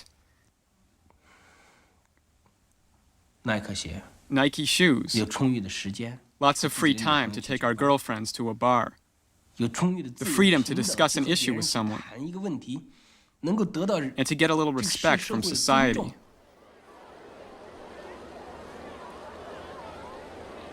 这个过程当中有一些非常纯洁的东西，有一种很那个。 In this process, there was something so pure, so unforgettable. 也有很让我。 There were also things I couldn't accept, even things I found repulsive, but they were all mixed together. And this is history. History is this kind of process. There's no way to sort things out neatly. For example, during the hunger strike, some students were actually eating. They felt that the hunger strike was only a means to an end. Our aim is to put pressure on the government. So why should we make real sacrifices? One student was outraged. You people are manipulating the public. He said, once you turn your sacrifice into a hoax, you lose your moral integrity. So he wrote in blood, I want to use my blood to defend the purity of the hunger strike. I was very moved. This kind of gesture might not have any significant political impact, but to me, it showed a deep sense of decency, something that had become very rare in China. During the days of mounting protest, reformist officials faced an impossible predicament. They didn't have the power to make the concessions the students demanded, yet they knew if they couldn't get the students to leave the square, hardliners were more than willing to use force. And the army had already been mobilized. Furthermore, since the breakdown of the May 14 talks, it was no longer clear who really represented the students. The only way to communicate with the protesters was to appeal directly to the crowds in the square. On May 16th, accompanied by student leader Wang Dan, the reformist official Yan Mingfu made such an attempt. He was on the verge of tears. He asked the students to give the party reformers more time. He even went out on a limb to tell us that the problem of the April 26th editorial would definitely be solved, but it would take time. He was very sincere. He said that the Central Committee had guaranteed the student activists wouldn't be persecuted. He said, if you don't believe me, you can take me hostage. Then I said, I hope everyone will consider this proposal carefully. But the atmosphere was so highly emotional, it was impossible for either of us to continue. So Yan Mingfu left. Only hours after Yan Mingfu's appearance in the square, a letter from Zhao Ziyang, written on behalf of the Central Committee, was broadcast. In essence, it contradicted the April 26th editorial. But the strike continued. The following day, Premier Li Peng summoned a group of student leaders to the Great Hall of the People for a televised meeting. Some hunger strikers came straight from their hospital beds. 当然，同志们提出了2个问题，很关心，我们是理解的。作为一个政府的总理，作为一个共产党员，不隐瞒自己的观点，但是我今天不讲。如果我们今天一味要在这个问题上纠缠，我认为是不合适的，是不理智的。纠缠的不是我们这些学生代表。好，还有一点就是说，我认为我没有必要再把我一开始说过的话再重复一遍，但是好像有些领导同志还没有明白，那么我愿意再重复一遍。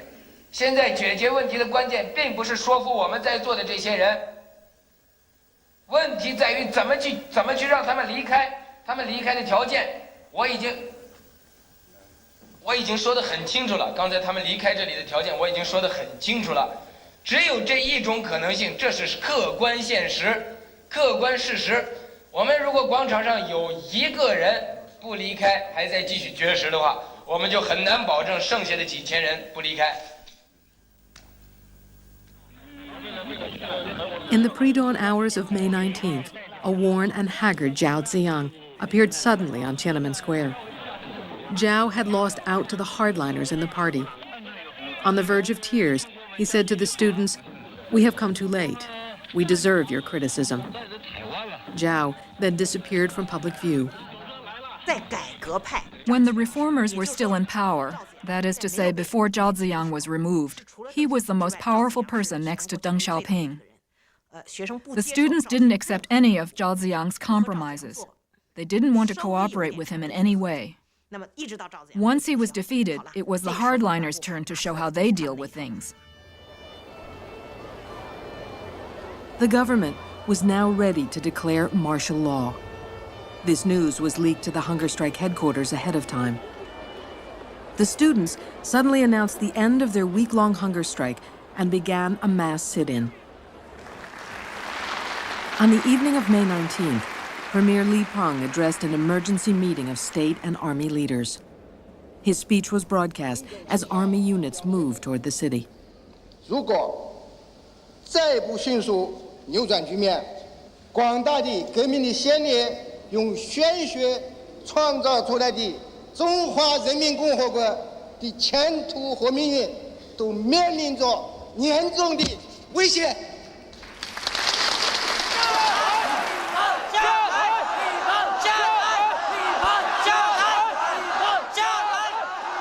Li Peng's speech only served to incite the people of Beijing. Street merchants got on their motorcycles. Calling themselves the Flying Tigers, they sped to the square to report on troop movements.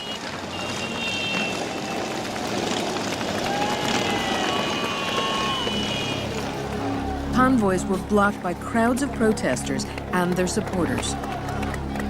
解放军官兵们，我请求你们，我作为一个学生代表，请求你们拿出你们的正义和勇气，作为一个人民的军队、人民的子弟兵，而不要为一小撮人所左右，做一小撮人的工具，做中华民族的罪人。你们知道吗？加油！我们知道，这我们知道吗？这民众的我们在做什么？你们知道吗？解放军兄弟，你们是保护人民、保护学生的，你们不能来，不能镇压他们，你们知道吗？不能这样，不能这样。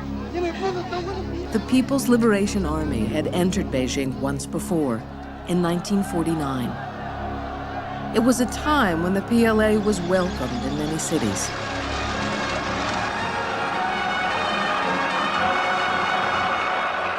Over the years, the army was seen as a true people's army, from the people, of the people, and for the people.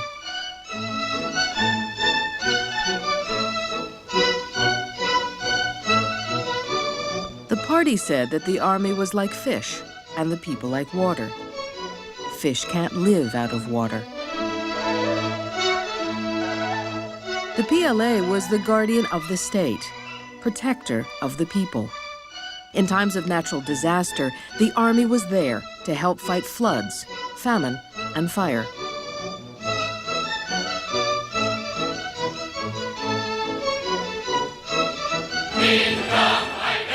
Party propaganda promoted a popular image of the army.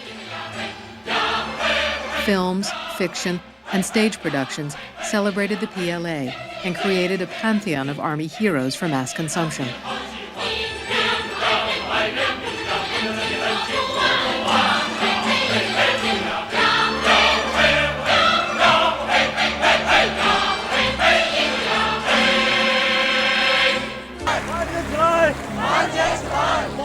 Now, 40 years after being welcomed into Beijing, the army was coming again.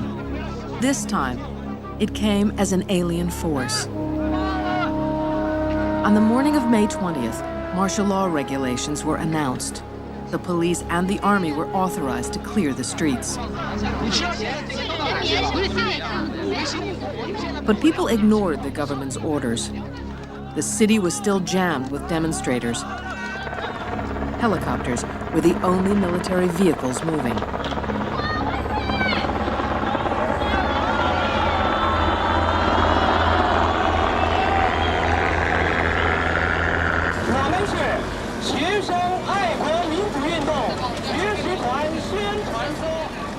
Faced with the threat of armed repression, the students tried to mobilize even greater public support.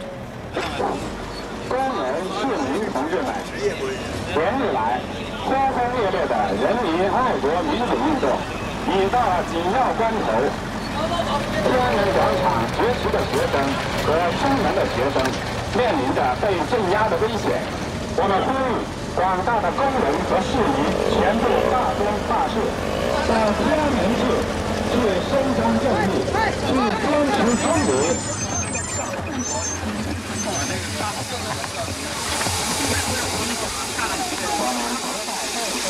大家跟我的口号一起举着：李鹏下台！李鹏下台！李鹏下台！ Just at the moment when the students most needed the support and protection of a mass movement, a group of workers declared the founding of an independent union. They set up a public address station at the northwest corner of Tiananmen Square. I became a broadcaster. People sent us a lot of letters. For the last 40 years, there had been no channel for them to express themselves. By broadcasting their letters, we gave them a voice.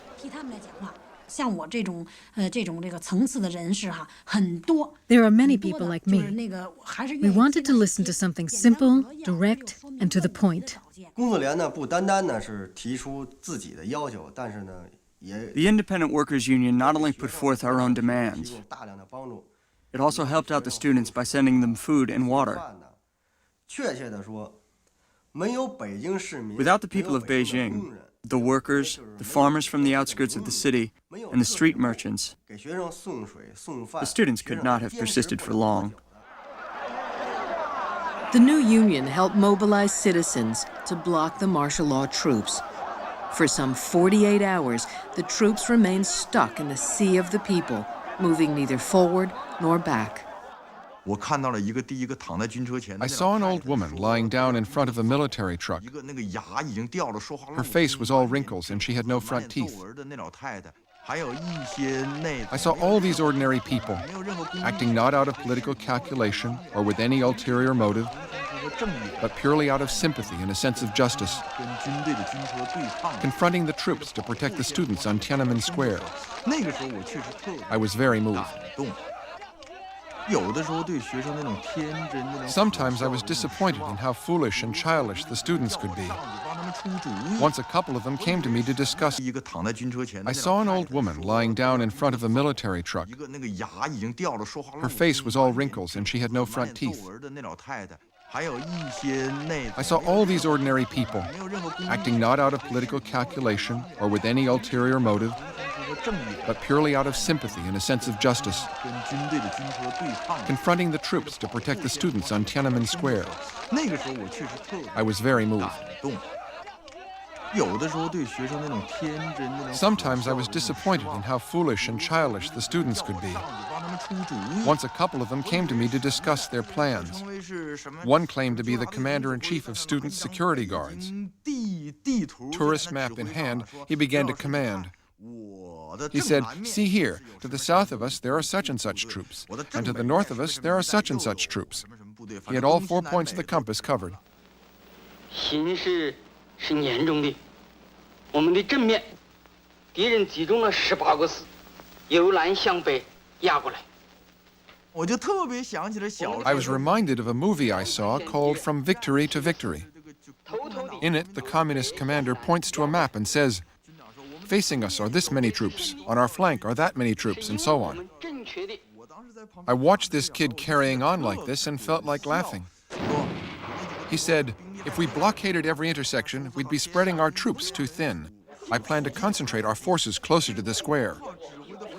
I felt that this manner of military command, like a child playing at war, came straight out of communist propaganda. And I wondered, how did I get involved with this lot?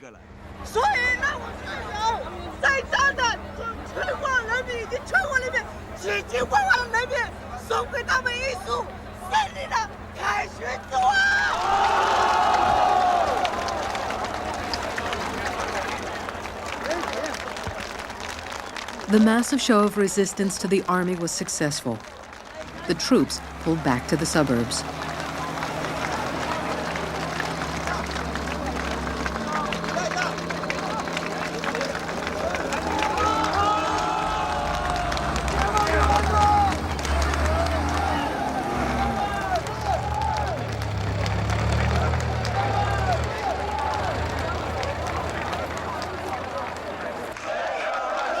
The danger had passed. People continued to pour into the streets.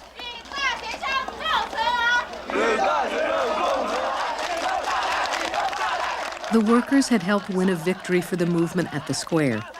But unlike the students, their need to make a living tied them to their workplaces. A union unrelated to the workplace is not really a union at all. Yet here we were, setting up a union at Tiananmen Square, inspired by a student movement. What kind of future could it possibly have? But there was no way we could organize in the factories. Furthermore, I knew that the movement was going to come to an end soon. All we could do was to try to take advantage of the popular fervor to educate the workers, to let them know that the Constitution grants them all kinds of rights, none of which have been put into practice. This way, after the movement in the streets ended and things returned to normal, some effects of the movement would still be felt. What I mean here is an awareness of constitutional rights. Workers and peasants would know what rights they should enjoy. They'd also know about the legal channels open to them so they can demand those rights.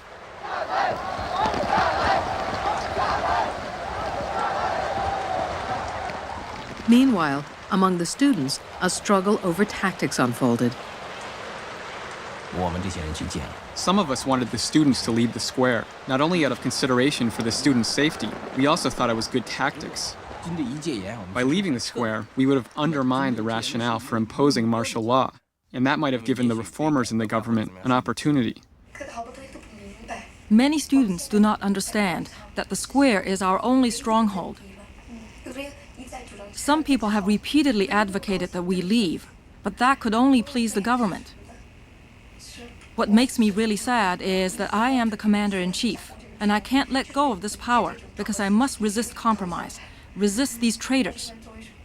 The leaders of the independent student unions of Beijing and of the provinces are all after my power.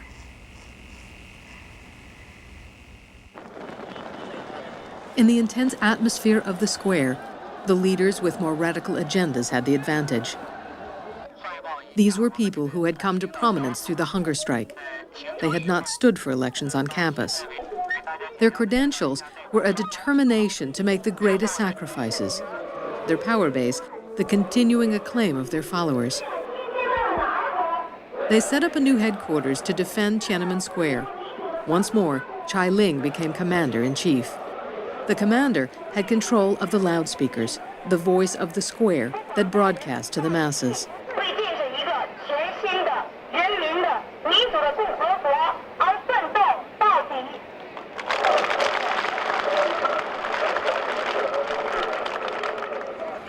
The continued hardline pursued by the government would further undermine moderation and encourage a hardline among the students.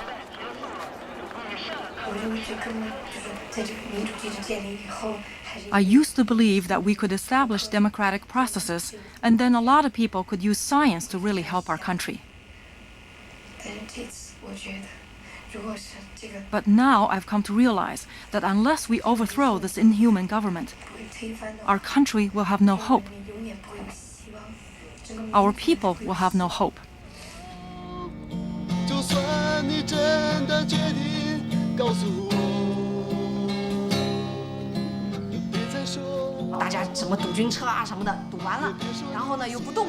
After people prevented the army convoys from entering the city, there was a stalemate. During this lull, people were at a loss and didn't know what to do next. This happened over and over again during the movement. Following each new escalation, people fell into a state of confusion. No one knew what to do or what to expect, so students simply hung around the square waiting.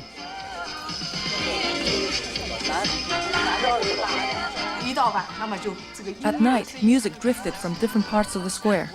Once, I was awakened after midnight by a rowdy concert. People were shouting and laughing, making a huge ruckus.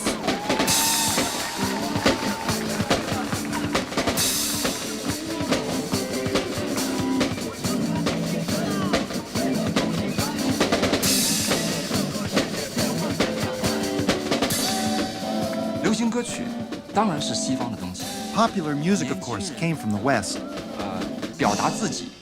When young people try to express themselves, to sing about their own concerns, it's really a form of liberalization. That's why this music was such an important part of the movement. When someone takes part in a rock concert, that kind of crazy feeling is all about self-liberation and about self-expression.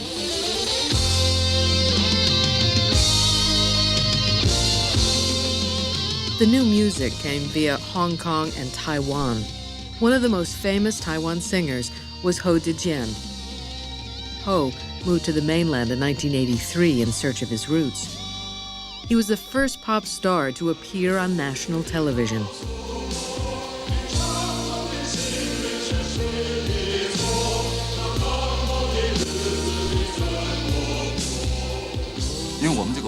Our culture, as well as the political system in mainland China, suppresses the individual and promotes the collective. Collectivism and patriotism are used to make the majority serve the few. The message is, you are not allowed to care about yourself. Any concern about personal interest simply means that you are selfish.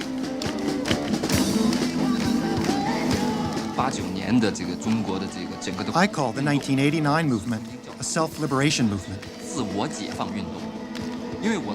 I don't like calling the founding of the People's Republic of China in 1949 liberation. Did Mao really liberate the Chinese people? Gradually, people realized, we're not really liberated. We want to liberate ourselves. But Mao didn't want that. Later, Deng Xiaoping didn't want that either. During the movement, everyone wanted to release their pent-up anger and frustration. How come you can liberate me, but I can't liberate myself?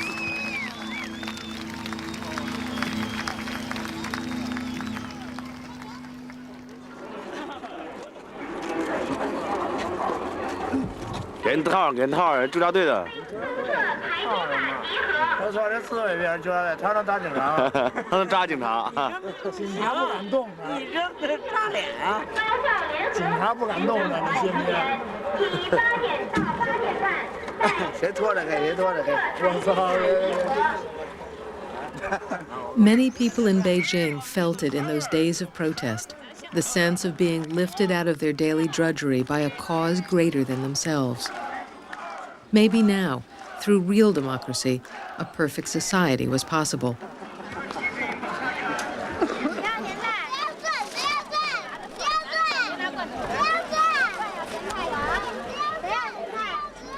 There was a heightened sense of community, of giving, of shared sacrifice. It was said that even the thieves had gone on strike for the common good.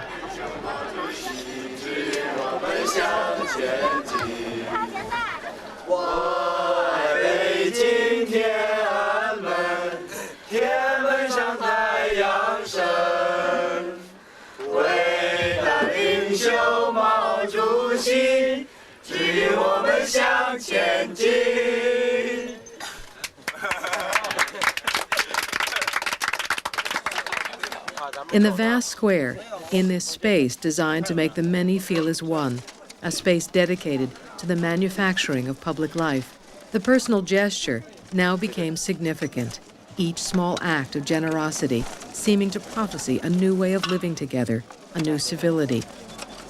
It was a feeling as intense as it was transitory. I watched the student movement on TV. It was exciting to see so many people demanding democracy. But I was worried by the general intangible nature of their demands. In China, all information is so tightly controlled by the Communist Party that people whose lives are run by this huge machine have no idea how it really works. So they usually behave in one of two ways. They either accept party rule passively, or summon the courage to try and smash it all to pieces. But what happens after it's been smashed? Faced with a territory and a population to govern, the student leaders on the square found themselves recreating in miniature all the real-life problems of having and holding power. External threats of government repression meant enforcing internal security, Disagreements with the leadership were labeled betrayal, sabotage, by the familiar small handful of plotters. Struggles between the groups vying for power in the square grew increasingly ugly.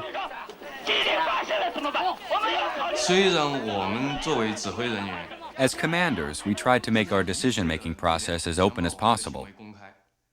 But many students still felt that they had no normal channels through which to express their opinions. When they wanted to be heard, they'd try to seize power.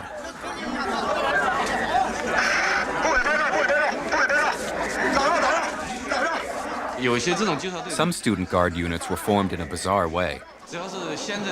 Someone from the square would run to the train station to meet newcomers from the provinces. He'd announce, "I am the commander of the student security guards. Come with me. The square needs you."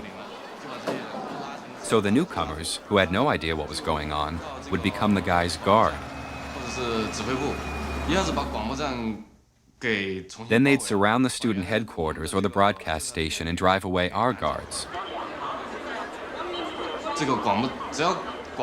Once they took control of the broadcast station, they were in power. Often we had to suppress 3 or 4 coups a day. At the time I even joked. Now I finally understand why Li Peng wanted to suppress the students. Once I made a suggestion to the students. That was around May 23rd. I said, why not hold an election at the square or on your campuses? One student, one vote, and elect leaders of the student union. But they felt elections were unthinkable in the middle of all that chaos. Then a week later, I heard that the students were setting up a democracy university in the square. I thought, well, that suggestion of mine was at the level of a democracy kindergarten. You people didn't like it, so now you're setting up a democracy university. But no matter what, you still have to vote. By the end of May, the students' resources, financial, political, and emotional, were running low, and the square was getting more squalid every day. Some concerned intellectuals had set up joint meetings involving workers and citizens groups, the independent student unions, and the Defend Tiananmen Square headquarters. They had been meeting regularly since May 23rd. Wang Dan acted as liaison among them. At a meeting on May 27th, Chai Ling and Feng Congde reported on the situation in the square. The impression we got was that things were really chaotic. There was endless factional infighting, and sanitary conditions were terrible. We began to doubt whether anything positive could come out of this ongoing stalemate. So we drafted a proposal. The vote in favor of it was unanimous, including Chai Ling. Later, we held a press conference in the square to announce this proposal.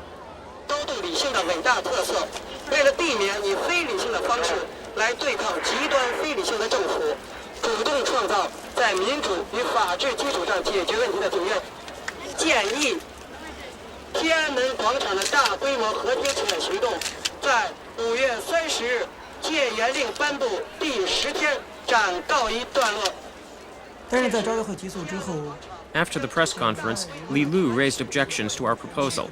Then Chai Ling changed her mind and decided to oppose it too. The people who made the decision to leave the square on May 30th had a very negative effect on the movement.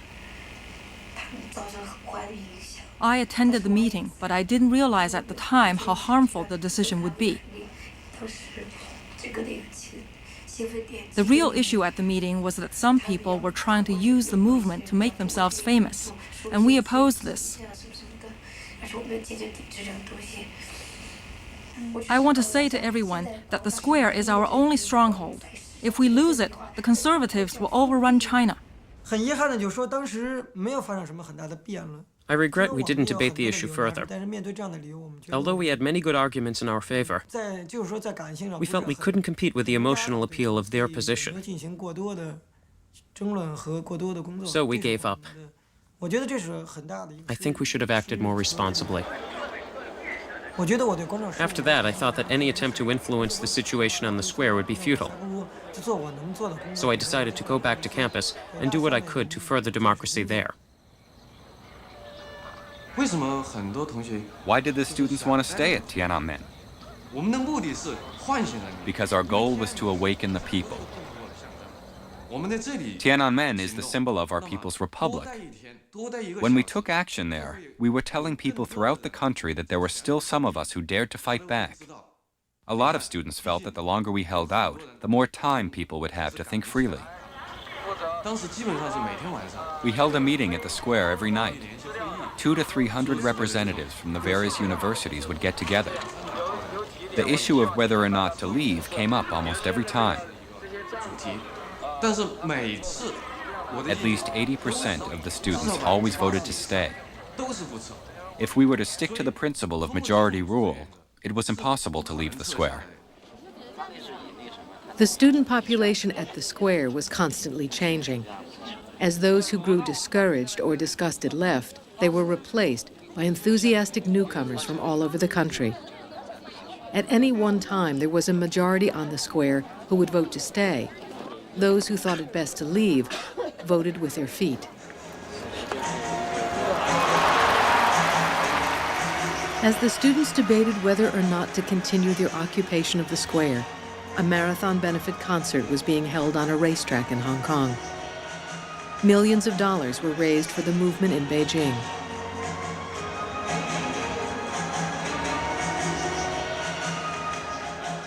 That night, a shipment of tents and other supplies arrived at the square, the first installment in a flood of support from Hong Kong.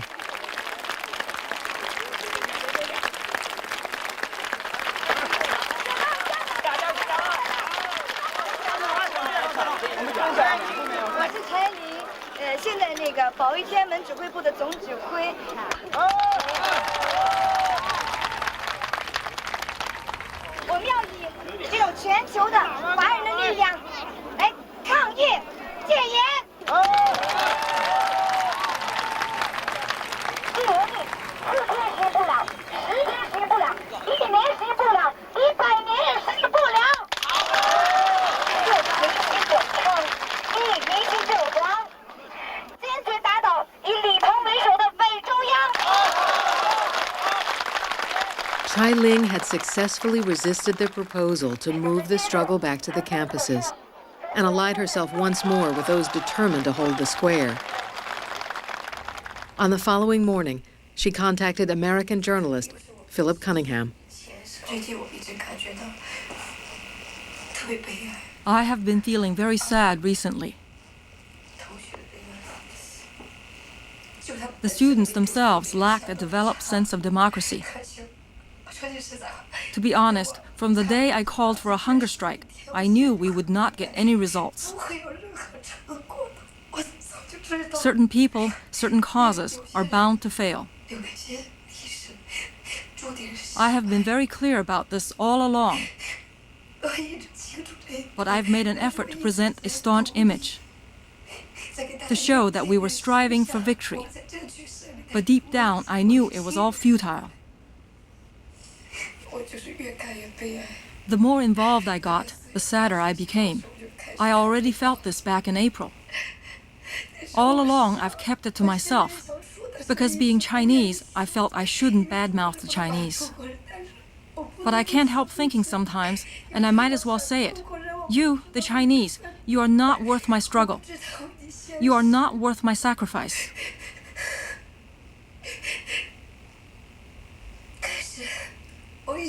But then, I can also see that in this movement, there are many people who do have a conscience.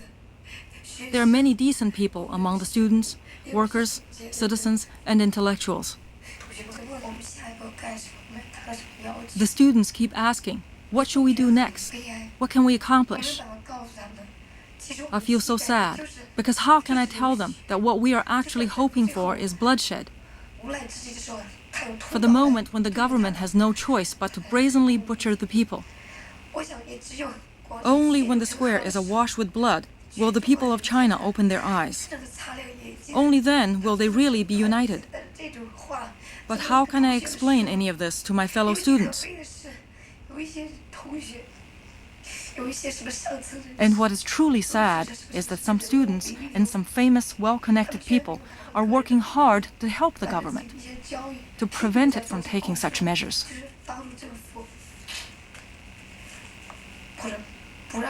For the sake of their selfish interests and their private dealings, they are trying to cause our movement to collapse and get us out of the square before the government becomes so desperate that it takes action.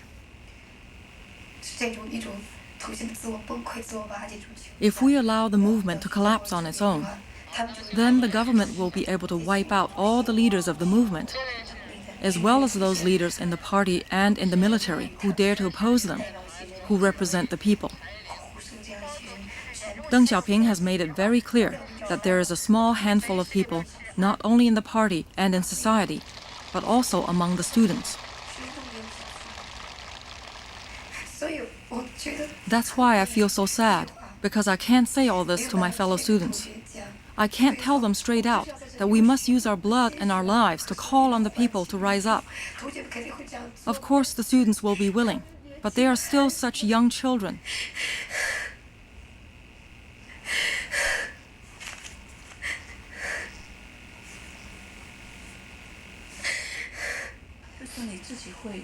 Are you going to stay in the square yourself?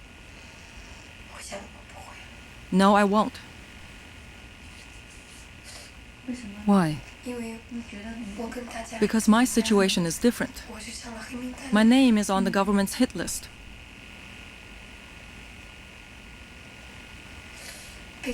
I'm not going to let myself be destroyed by this government. I want to live. Anyway, that's how I feel about it. I don't know if people will say I'm selfish. I believe that others have to continue the work I have started. A democracy movement can't succeed with only one person.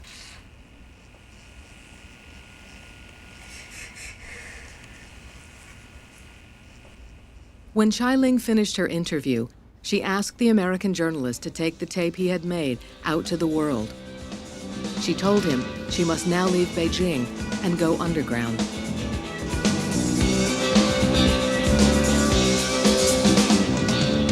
That day, students at the nearby Central Art Academy were finishing work on a statue, which they called the Goddess of Democracy.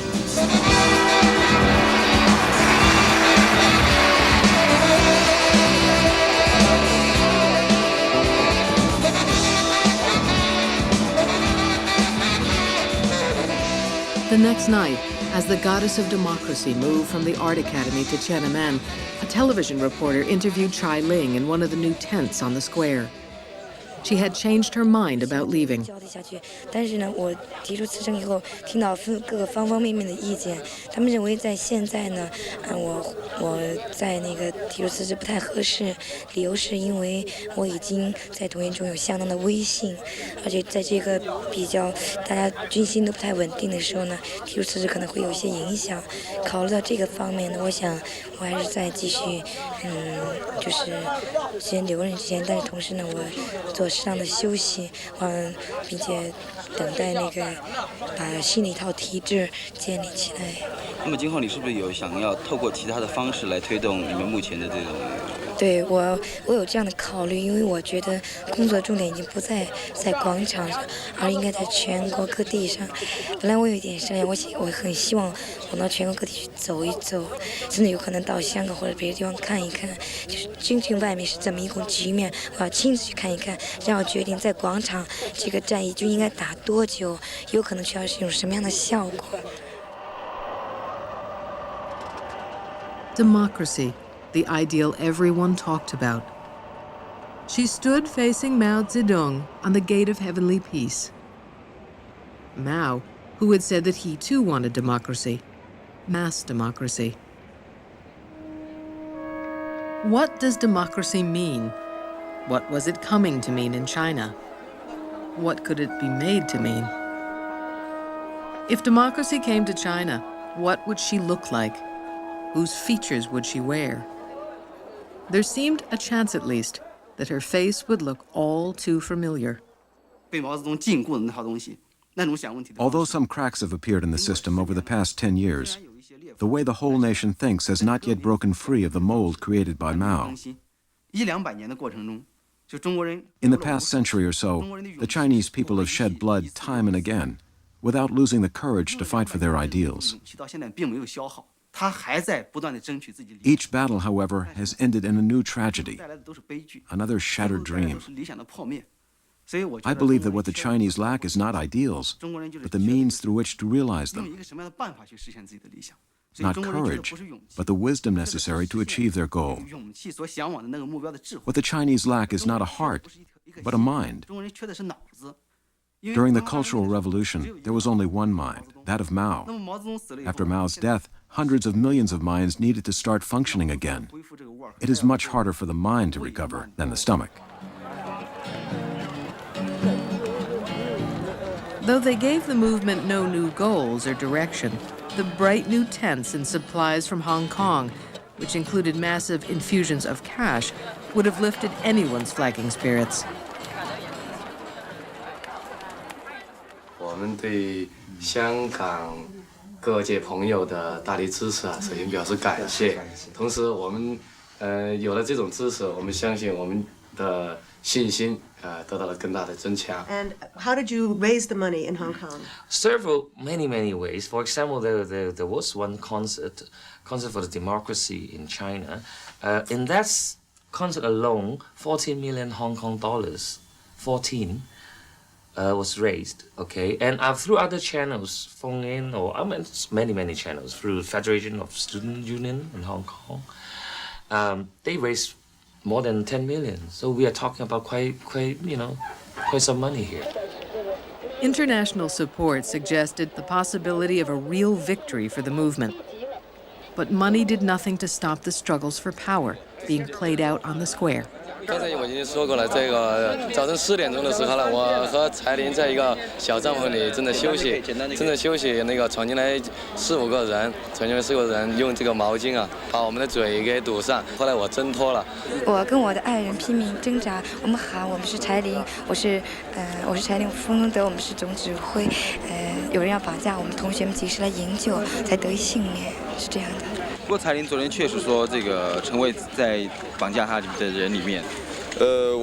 我具体不知道绑架这个事件，但是我在这之前，我听到了一些反应，一些同学，特别是学术团同学的反应，他们对柴玲和这个李璐以及冯春德同学的几位领导同志吧，他们对工作上的失误以及财务上的混乱表示有很多的意见。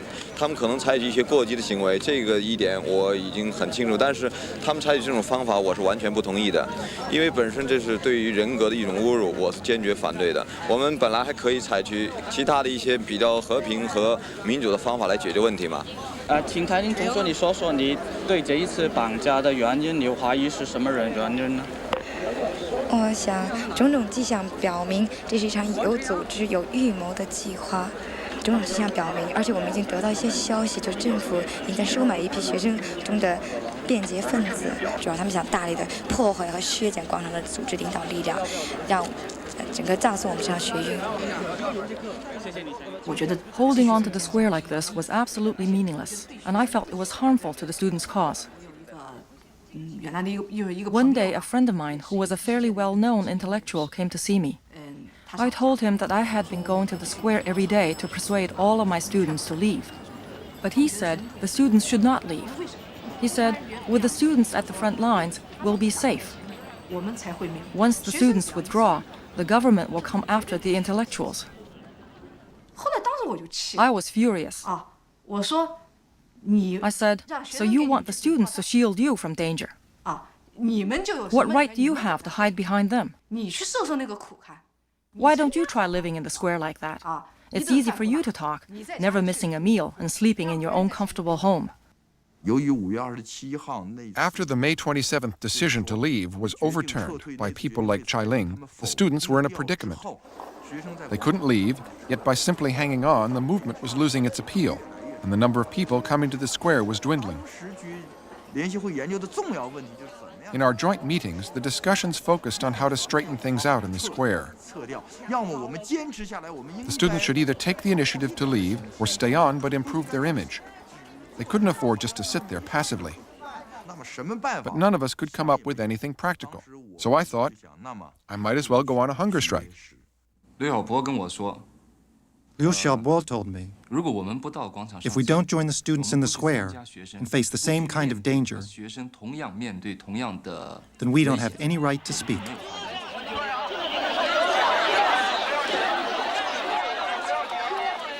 On June 2nd, Liu Xiaobo and 3 of his friends set up a tent on the Martyrs' Monument and began their hunger strike.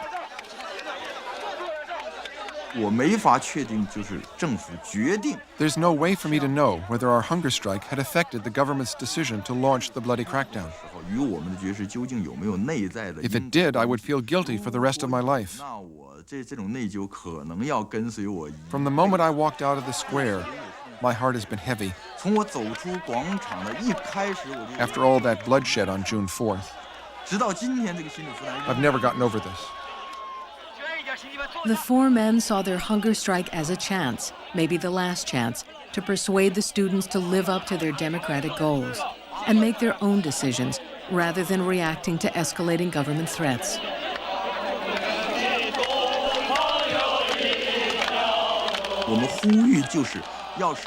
We were making a plea to both the government and the students to abandon the ideology of class struggle, to abandon hostile attitudes and act with greater tolerance. Everyone needed to examine their own behavior. Our hunger strike was not a heroic act, but a gesture of repentance for years of cowardice by Chinese intellectuals. 我觉得这次大学生运动的一个重大失误就在于，他只强调和政府之间的对抗关系，而忽略了甚至淡漠了自身的民主建设。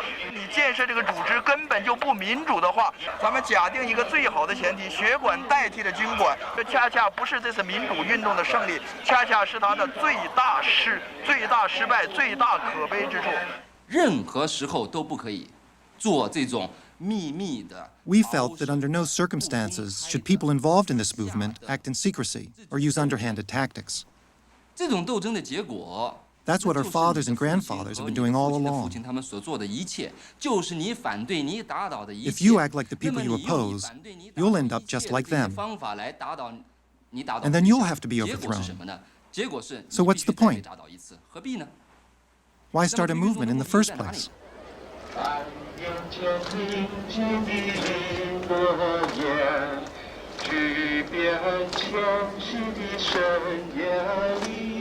The hunger strikers' gesture of humility and restraint had the paradoxical effect of revitalizing the flagging protest. Once again, the square filled with thousands of people.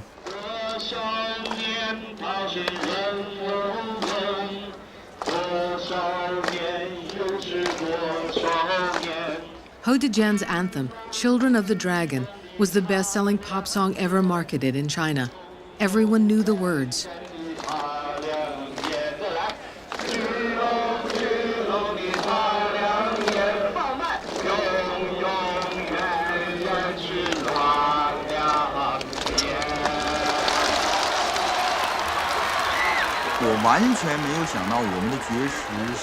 I never thought our hunger strike would have such an impact. Once again, the square was filled with people. But they hadn't necessarily been attracted by the ideas expressed in our declaration. I think the majority of them came because we had gone on a hunger strike.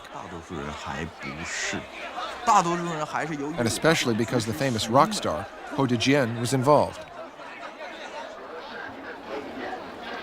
我来参加这次刘晓波，我们大家一起来搞这个绝食的活动。除了代表我个人以外呢，我还代表了上个月27号我们在香港开的连续12个小时的这个民主歌声献中华的所有的歌星和参加的所有的香港观众朋友们。 There was Ho Dejian wearing his Songs for Democracy t-shirt. He was a real pro in the way he worked the crowd. He'd call out, "Do you know the singer Deng Lijun?"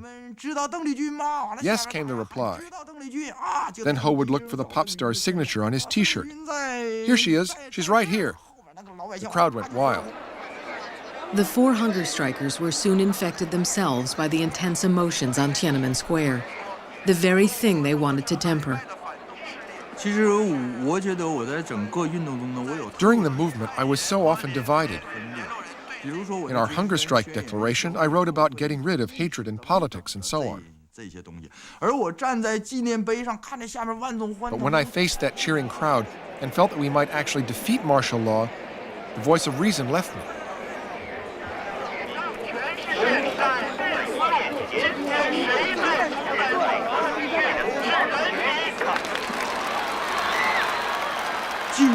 Once you get involved in the actual situation, it was just so hard to keep a cool head, to know who the hell you are.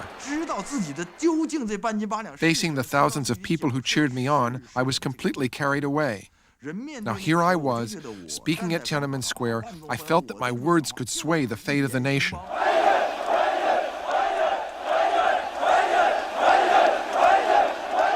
In the early hours of June 3rd, Army units once again attempted to get to the square.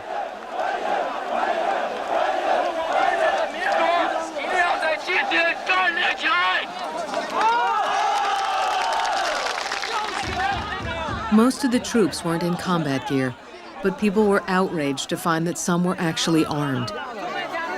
Protesters confiscated guns, cattle prods, cleavers, and knives, and displayed them as proof that the government intended to use violence.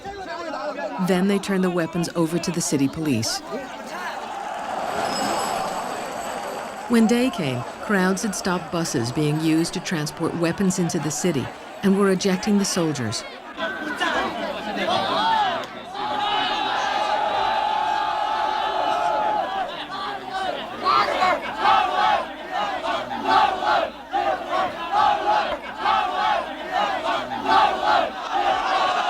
Troops stationed in the nearby Great Hall of the People were ordered out to retake the buses.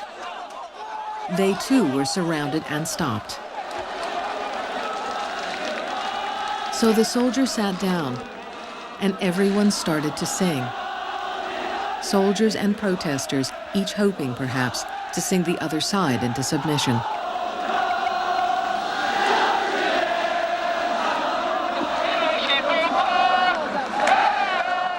They all sang the same few familiar songs from the days of the revolution. They sang, "Without the Communist Party, there is no new China," the PLA anthem, and the 3 disciplines and 8 points of attention.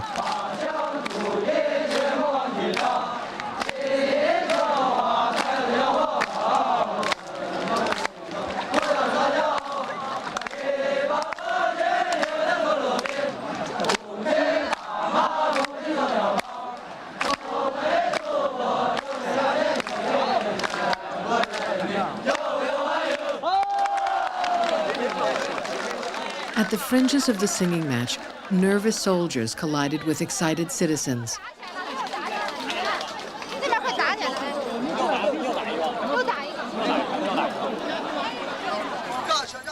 Those hurt rushed to the square to tell their stories.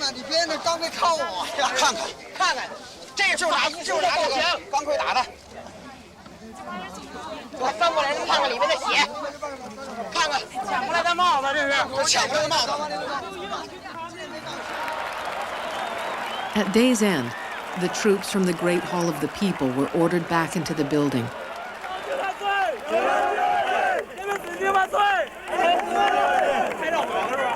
But though the army was apparently retreating once more, a decision had been made for a full-scale military assault. "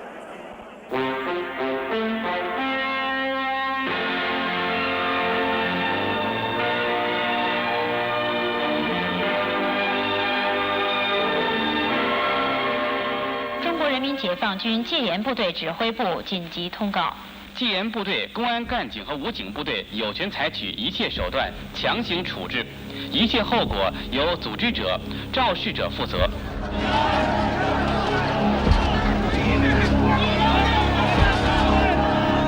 On the evening of June 3rd, troops and armored personnel carriers began converging on the center of the city.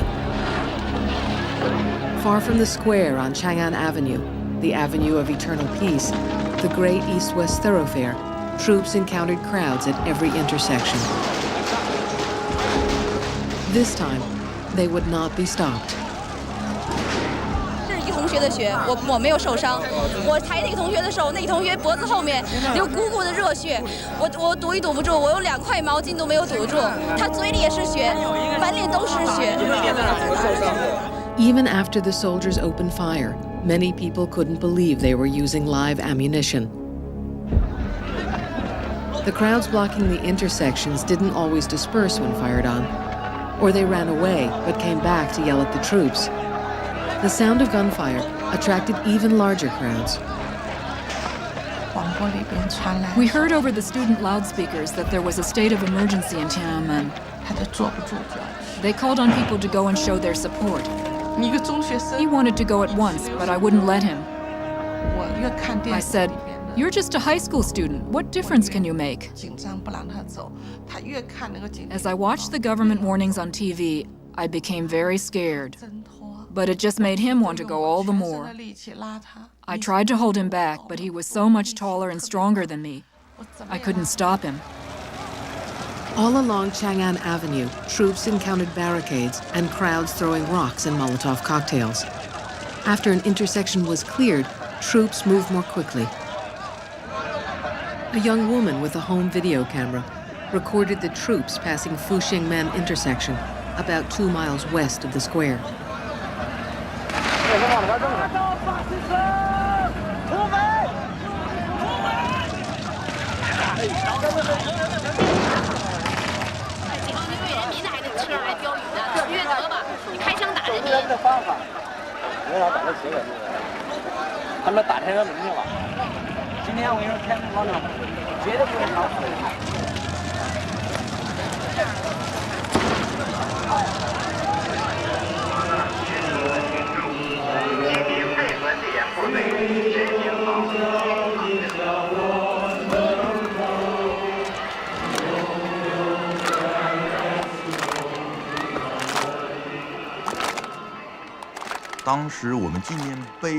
At that time, all was still quiet at the monument. Jian said that it was like being in the eye of the storm. A hurricane raged all around. But where we were, by our hunger strike tent, things were relatively calm.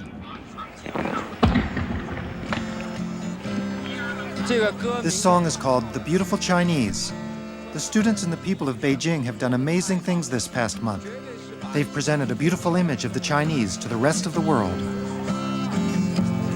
爱自由的人们，张开我们的翅膀，有良心的人们，敞开我们的胸膛。 The government's intentions are now clear. There's nothing more to be said. The important thing right now is our unity and the improvement of our own organizations. In the past, I have debated with a lot of people in my writings. I hope that in a moment like this, we can put all our differences behind us. Who will decide the fate of China? The answer is the people will prevail. 我们今天多漂亮，一切都可以改变，一切都不会太远。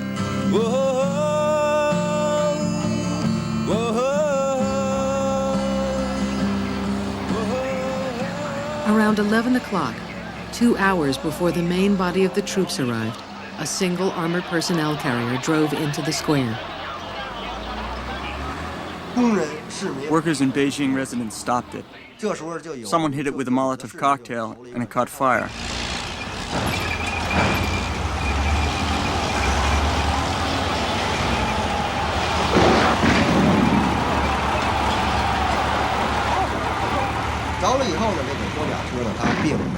fire hardly slowed it down. Frankly, I was scared and got out of its way. Everyone got out of its way.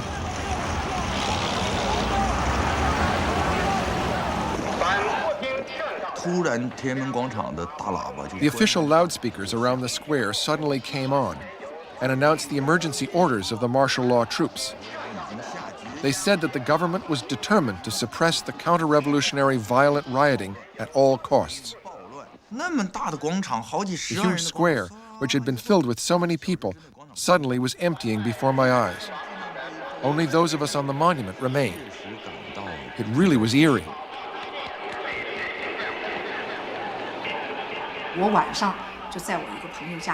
That night, I was at a friend's house. She came home around 11 o'clock and said the soldiers had opened fire at Muxidi intersection, and tanks were moving through the streets. I knew some of my students were still in the square. I had to go there. I arrived at the square around midnight and found all 12 of my students. I decided to stay with them and do whatever I could to help prevent bloodshed. 纪念碑的同学，大家不要慌，就算军队进来，还有一个过程，我们自己不要把自己给搞乱了，我们绝不后退半步。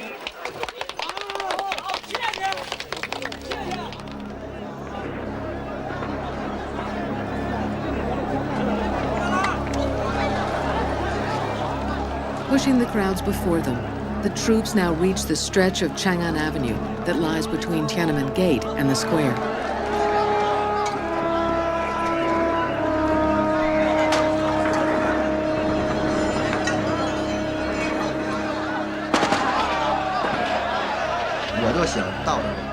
We wanted to see what was happening, so we headed south and ran smack into some soldiers.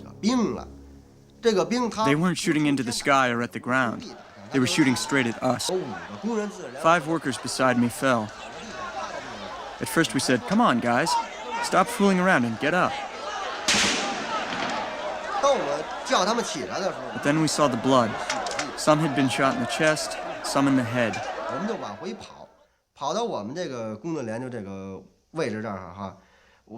I rushed back to the workers' headquarters. Though I was really scared, I still managed to burn all the membership lists.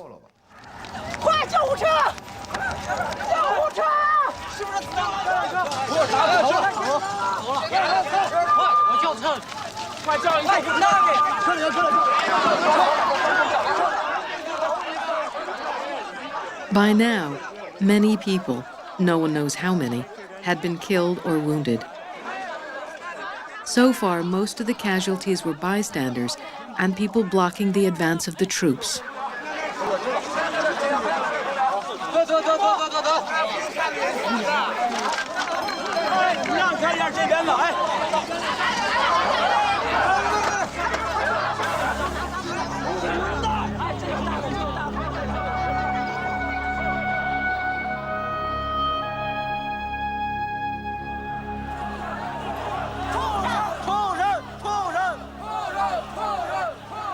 Having surrounded Tiananmen Square, the soldiers halted and awaited further orders. When taunted by the crowd, they fired.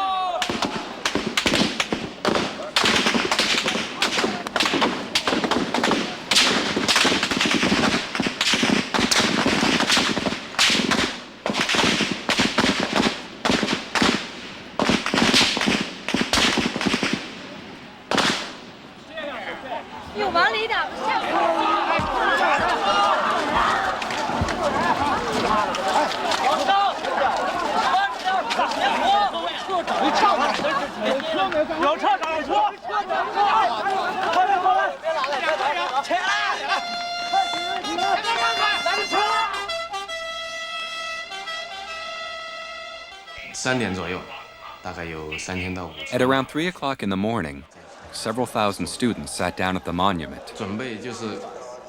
They wanted to stay to the very end.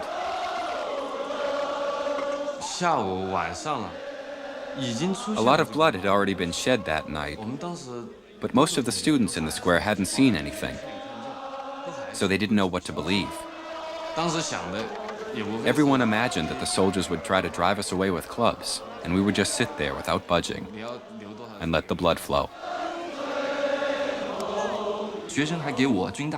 Some students handed me a big padded coat and a helmet and said, "Mr. Ho, you're too skinny. You won't be able to stand big clubs or rubber bullets.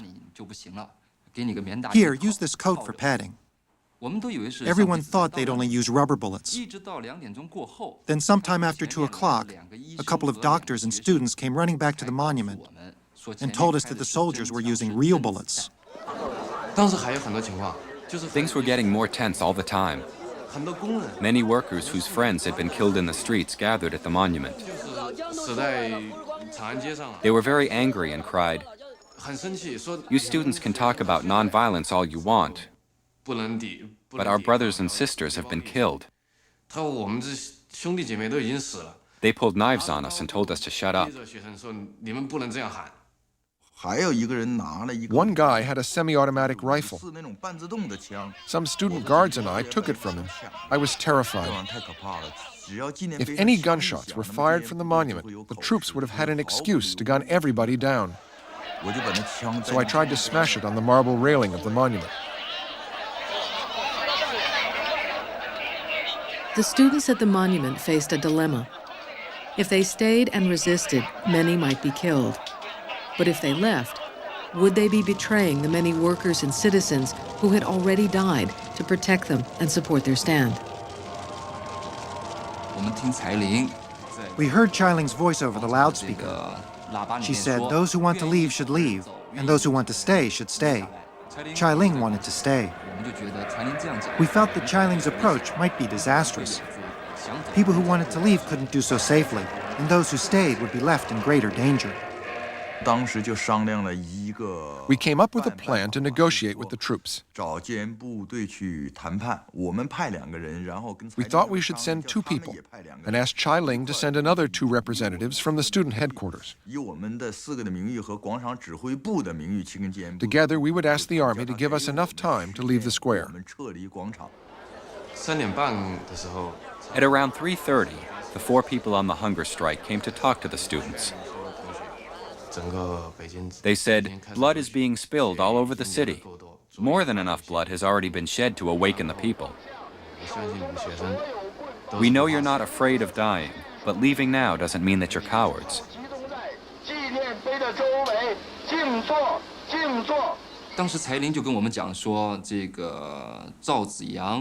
Chai Ling told us she had heard that leading government reformers hoped that the students would stay on the square until daybreak. So Liu Xiaobo told her, "I don't care if it's true or not. No leader has the right to gamble with thousands of students' lives at the square."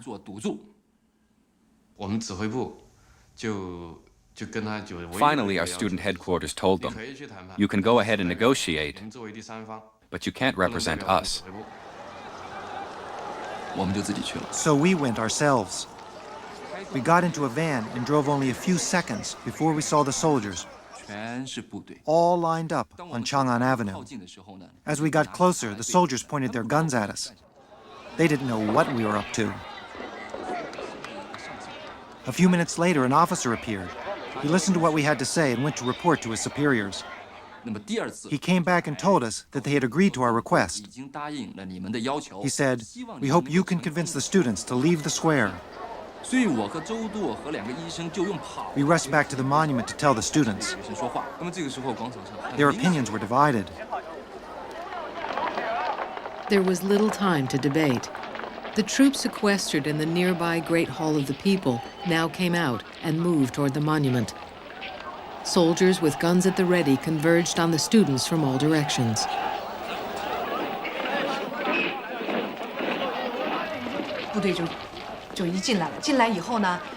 The soldiers came right up in front of us. They were in full battle gear. The students all stood up. I was in the front row with a gun pointing straight at my chest. It was only a few inches away. The soldiers looked really mean. At the time, I was simply stunned. I didn't feel a thing. I can't imagine what would have happened had they really opened fire. I was in charge of the vote to determine whether we should leave. I said, on the count of 3, those who want to go, shout go. Those who want to stay, shout stay. I couldn't tell which side was louder.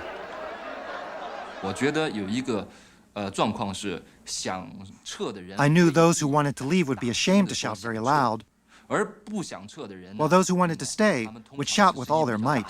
实际上这样的话就是 Because of this situation, I felt that when the two sides sounded about the same, 要留的 most likely more people voted to leave. 这样我就 So I announced the decision to leave.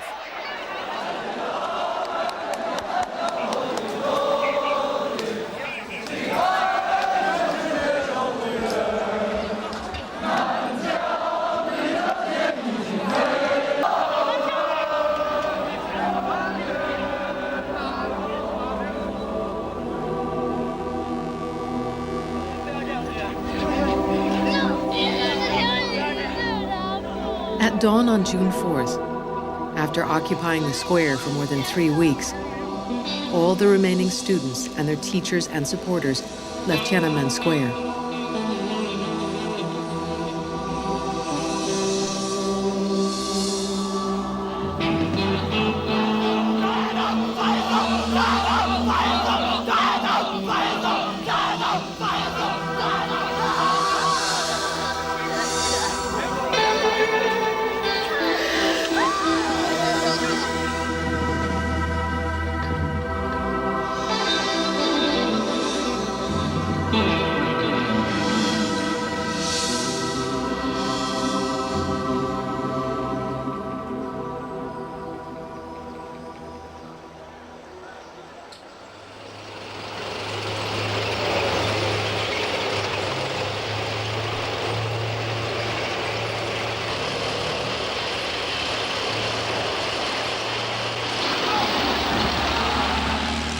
Tiananmen Square was empty, but skirmishes between the people and the army went on sporadically for several days.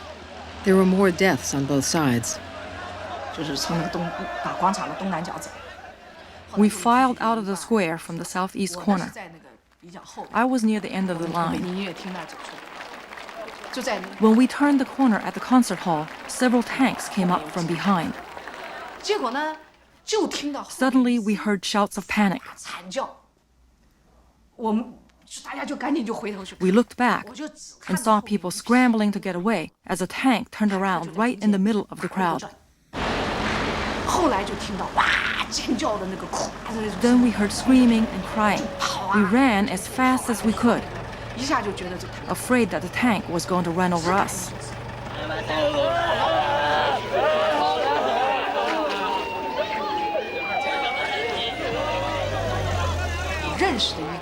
A student I knew, he was not from my university, practically crawled out from under the tank. 2 of his classmates were crushed.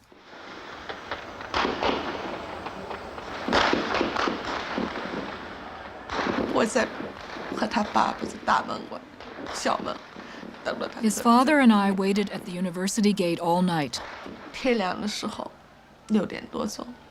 At about 6 in the morning, one of his classmates came back and told us that around 11 o'clock he'd been hit by a bullet and had bled a lot.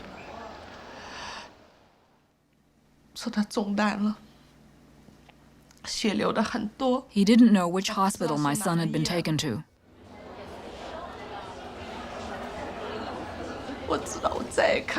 I knew I'd never see him alive again.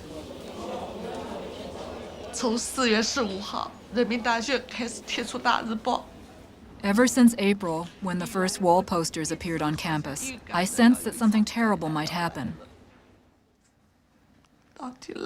And finally, it did.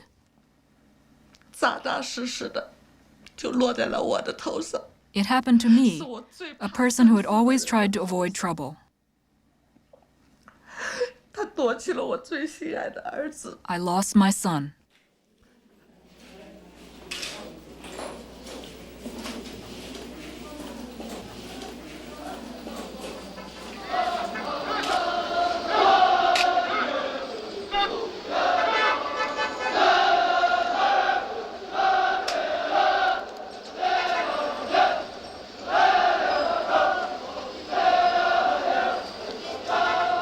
Within a week of June 4th, the army was firmly in control of the city.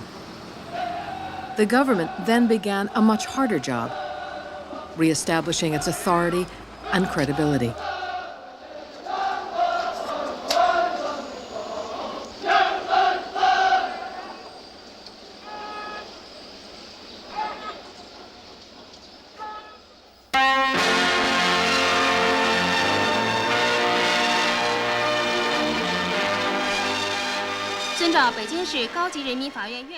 Arrests began immediately. Those caught throwing rocks at the troops or setting fire to army vehicles were tried and summarily executed. The government compiled wanted lists of leading participants in the movement. Pictures of the 21 most wanted activists were shown repeatedly on TV. When the most wanted list was broadcast, I was on a boat bound for Nanjing. I wasn't the kind of person who could take life on the run. I wanted to return to Beijing and hide because I had so many friends there. I thought, if I got arrested, so be it.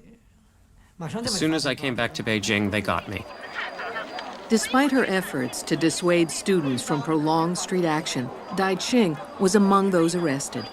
She was jailed for 10 months. 戴晴、于浩成、李陀等12人亲自到现场督阵，给动乱火上加油。 The crime of counter-revolution is very peculiar. What counts is not your actions, but your intention. I said, my intention was to help our country democratize. But they said everything you did shows that your intention was to overthrow the government, so you're a counter-revolutionary. Case closed. When I was in jail, I debated with my interrogators. They insisted that the movement was premeditated and well-planned. I told them it wasn't. I said that if conditions existed in our country for people to premeditate and plan such a huge movement, then the Communist Party would have been long gone, vanished without a trace. Liu Xiaobo, the teacher and critic who took part in the final hunger strike, was jailed for 21 months. 现在，让我们通过刘晓波在这场学潮前后以及动乱和暴乱中的所作所为，看看这只黑手是如何在同海内外反动势力相勾结中，伸向首都学潮并极力煽动动乱的。历史是不以反动派的意志为转移的，人民只有人民才是中国这片土地的主人。就是当时哈。 我那个离开家的时候呢，就感觉到 When I left,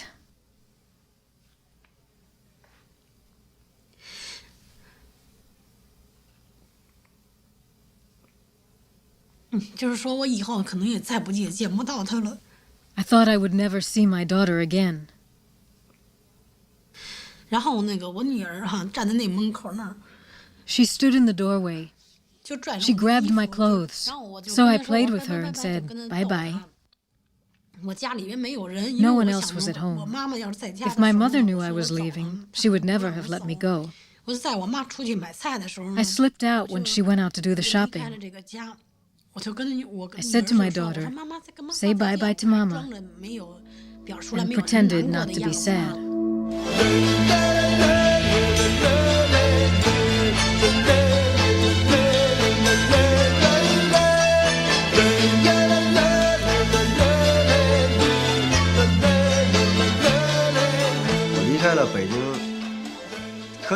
After I left Beijing, I was among farmers.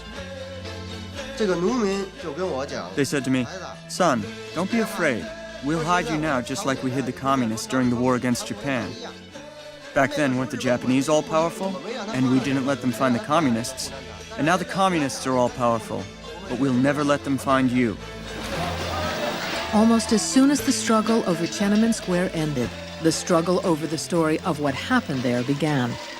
The official account was this. No one had died during the clearing of the square at dawn on June 4th. In the approaches to the square, some ruffians who had incited counter-revolutionary violence had been killed, as had a small number of innocent bystanders. The government went to extraordinary lengths to hunt down and punish anyone whose story strayed from the official line. One outraged bystander telling atrocity stories to a crowd was interviewed by ABC News.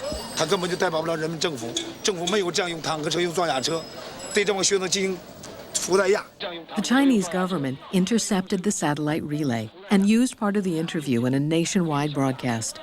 It called on informers to turn the man in. He was spotted in his hometown, hundreds of miles from Beijing. "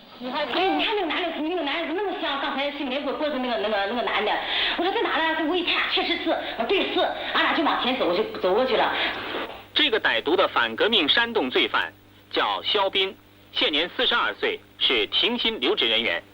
我现在认识这是一种犯罪，站在人民的反面，那就是反革命了，是吧？就是反革命了。党对我怎么处理，我都认罪伏法。" Xiao Bin was sentenced to 10 years in prison. His case was a warning to all. There was only one correct version of events, the government's version.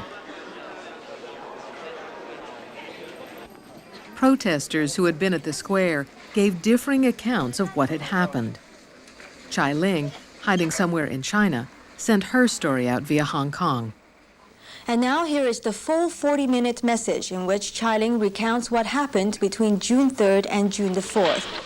我是柴玲，保卫天安门指挥部总指挥，我还活着。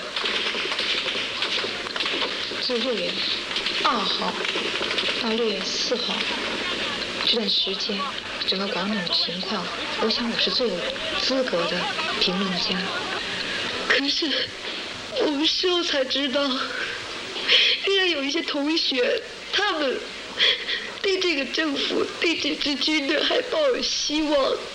他们以为顶多是军队把大家强行的架走，他们太疲劳了，还在帐篷里酣睡的时候，坦克已经把他们碾成了肉饼。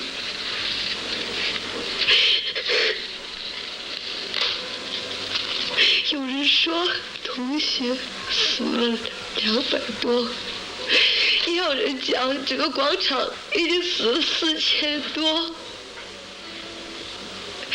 具体的数字，到现在我们也不知道。很多人说广场上曾经有。 Some people said that 200 died in the square, and others claimed that 2,000 died there. 在广场上有坦克。 There are also stories of tanks in the square running over students who were trying to leave. 人群等等。 I have to say that I did not see any of that. I don't know where those people did. I myself was in the square until 6:30 in the morning. I kept thinking, are we going to use lies to attack an enemy who lies? Aren't facts powerful enough? To tell lies against our enemy's lies only satisfies our need to vent our anger. But it's a dangerous thing to do.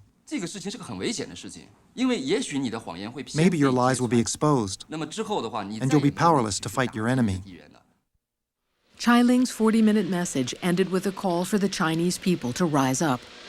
越是法西斯丧心病狂的镇压的时候，那么一个真正的人民的民主的共和国也就要诞生了。民主存亡，最后的关头已经到来了。同胞们，觉醒起来吧！打倒法西斯，打倒军人统治，人民必胜。 There was no mass uprising. In the weeks after June 4th, the government tried to clean away the evidence of the movement and its suppression. People stopped talking publicly about what they had seen and done in the spring of 1989. At one point, everyone got involved in the movement. Even many party organizations took part. But as soon as it became clear that the government was in control, the movement disappeared as quickly as it had emerged. So many people started saying the opposite of what they really thought. And they rationalized it. I have no choice but to go along. This situation is not essentially different from what happened at the height of the movement. Words became more radical day by day, actions more irresponsible. Because in a crowd, no one felt the need to take individual responsibility. And when the tide suddenly turned, they didn't have the inner strength to stand by what they had said. These two extremes are actually two sides of the same coin. The legacy of the movement at Tiananmen is that it made us think. There are two ways of going about change. One is the large-scale mass movement, romantic and grand, which aims to solve major problems overnight. The other method is gradual, grassroots, solidly grounded. It looks for cracks in the system and introduces specific democratic practices which don't necessarily carry a big label saying democracy. Which one is more effective in changing China? In changing the course of Chinese history? I compare the 1989 democracy movement to an unripe fruit. People were so hungry that they were desperate. When they suddenly discovered a fruit, they pounced on it and swallowed it whole. Then they got a stomachache and a bitter taste in the mouth. So should they have eaten the fruit? You can say they shouldn't have, but they were hungry. And if you say they should have, what they ate was still green, inedible. 中共中央军委主席邓小平今天下午3点在中南海怀仁堂亲切接见了在北京执行戒严任务的中国人民解放军军级以上干部。 Deng Xiaoping had presided over a decade of profound economic. More than once, Deng had suffered from the absolute power wielded by top leaders in China. But his reforms stopped short of limiting his own power, for good and for evil. Faced with a crisis, he reached for the old weapons. Deng may have wanted to be remembered as a man who understood the needs of the Chinese people, the grand architect of reform. But the Beijing massacre will forever be a part of his legacy. 我替你大家起立，为死难的烈士们默哀。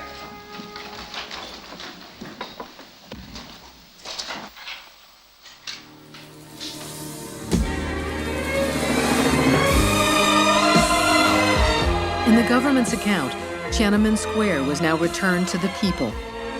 Once again, the revolution had been sanctified by the blood of martyrs. State ceremonies paid tribute to the soldiers who died and honored their families.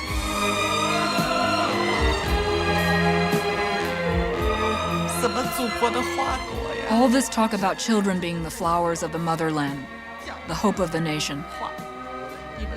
It's all for show. When they feel that it's in the interest of the party and the state, they bring on the bayonets, machine guns, and tanks. I can't watch any of that stuff on TV. It hurts too much. A life is a life. Why are people treated so differently? All my son asked for was a little equality, a little freedom, and it cost him his life.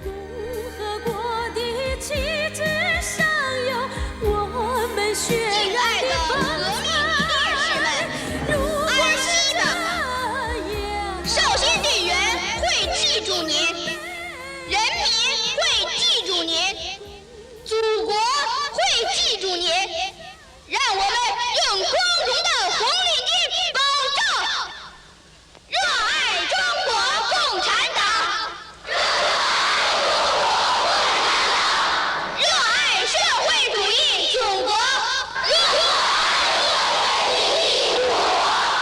热爱中国人民解放军，做共产主义接班人。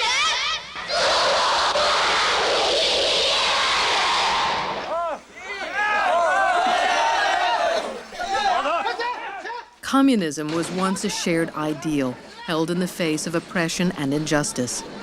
The actual political and social systems built in its name fell far short of its promise. For a long time before the killings in Beijing, communism was losing credibility around the world. It no longer grips the minds and imaginations of the Chinese people. But the Communist Party has not thereby lost its power. Power without faith leaves a vacuum that can quickly fill with anger, resentment, and despair.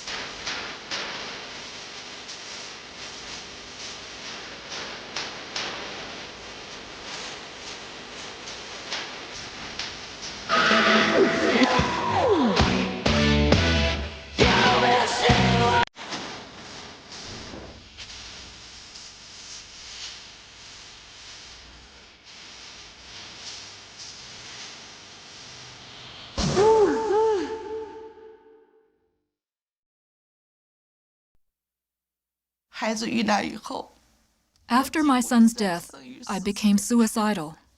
I had to struggle to get through each day. I thought about other mothers like myself and young wives who'd lost their husbands, young children who'd lost their fathers. I wanted to look for them so that we could give each other comfort and support. Should we simply wait for another chance to start a democracy movement like 1989? Would that save China? I don't think so.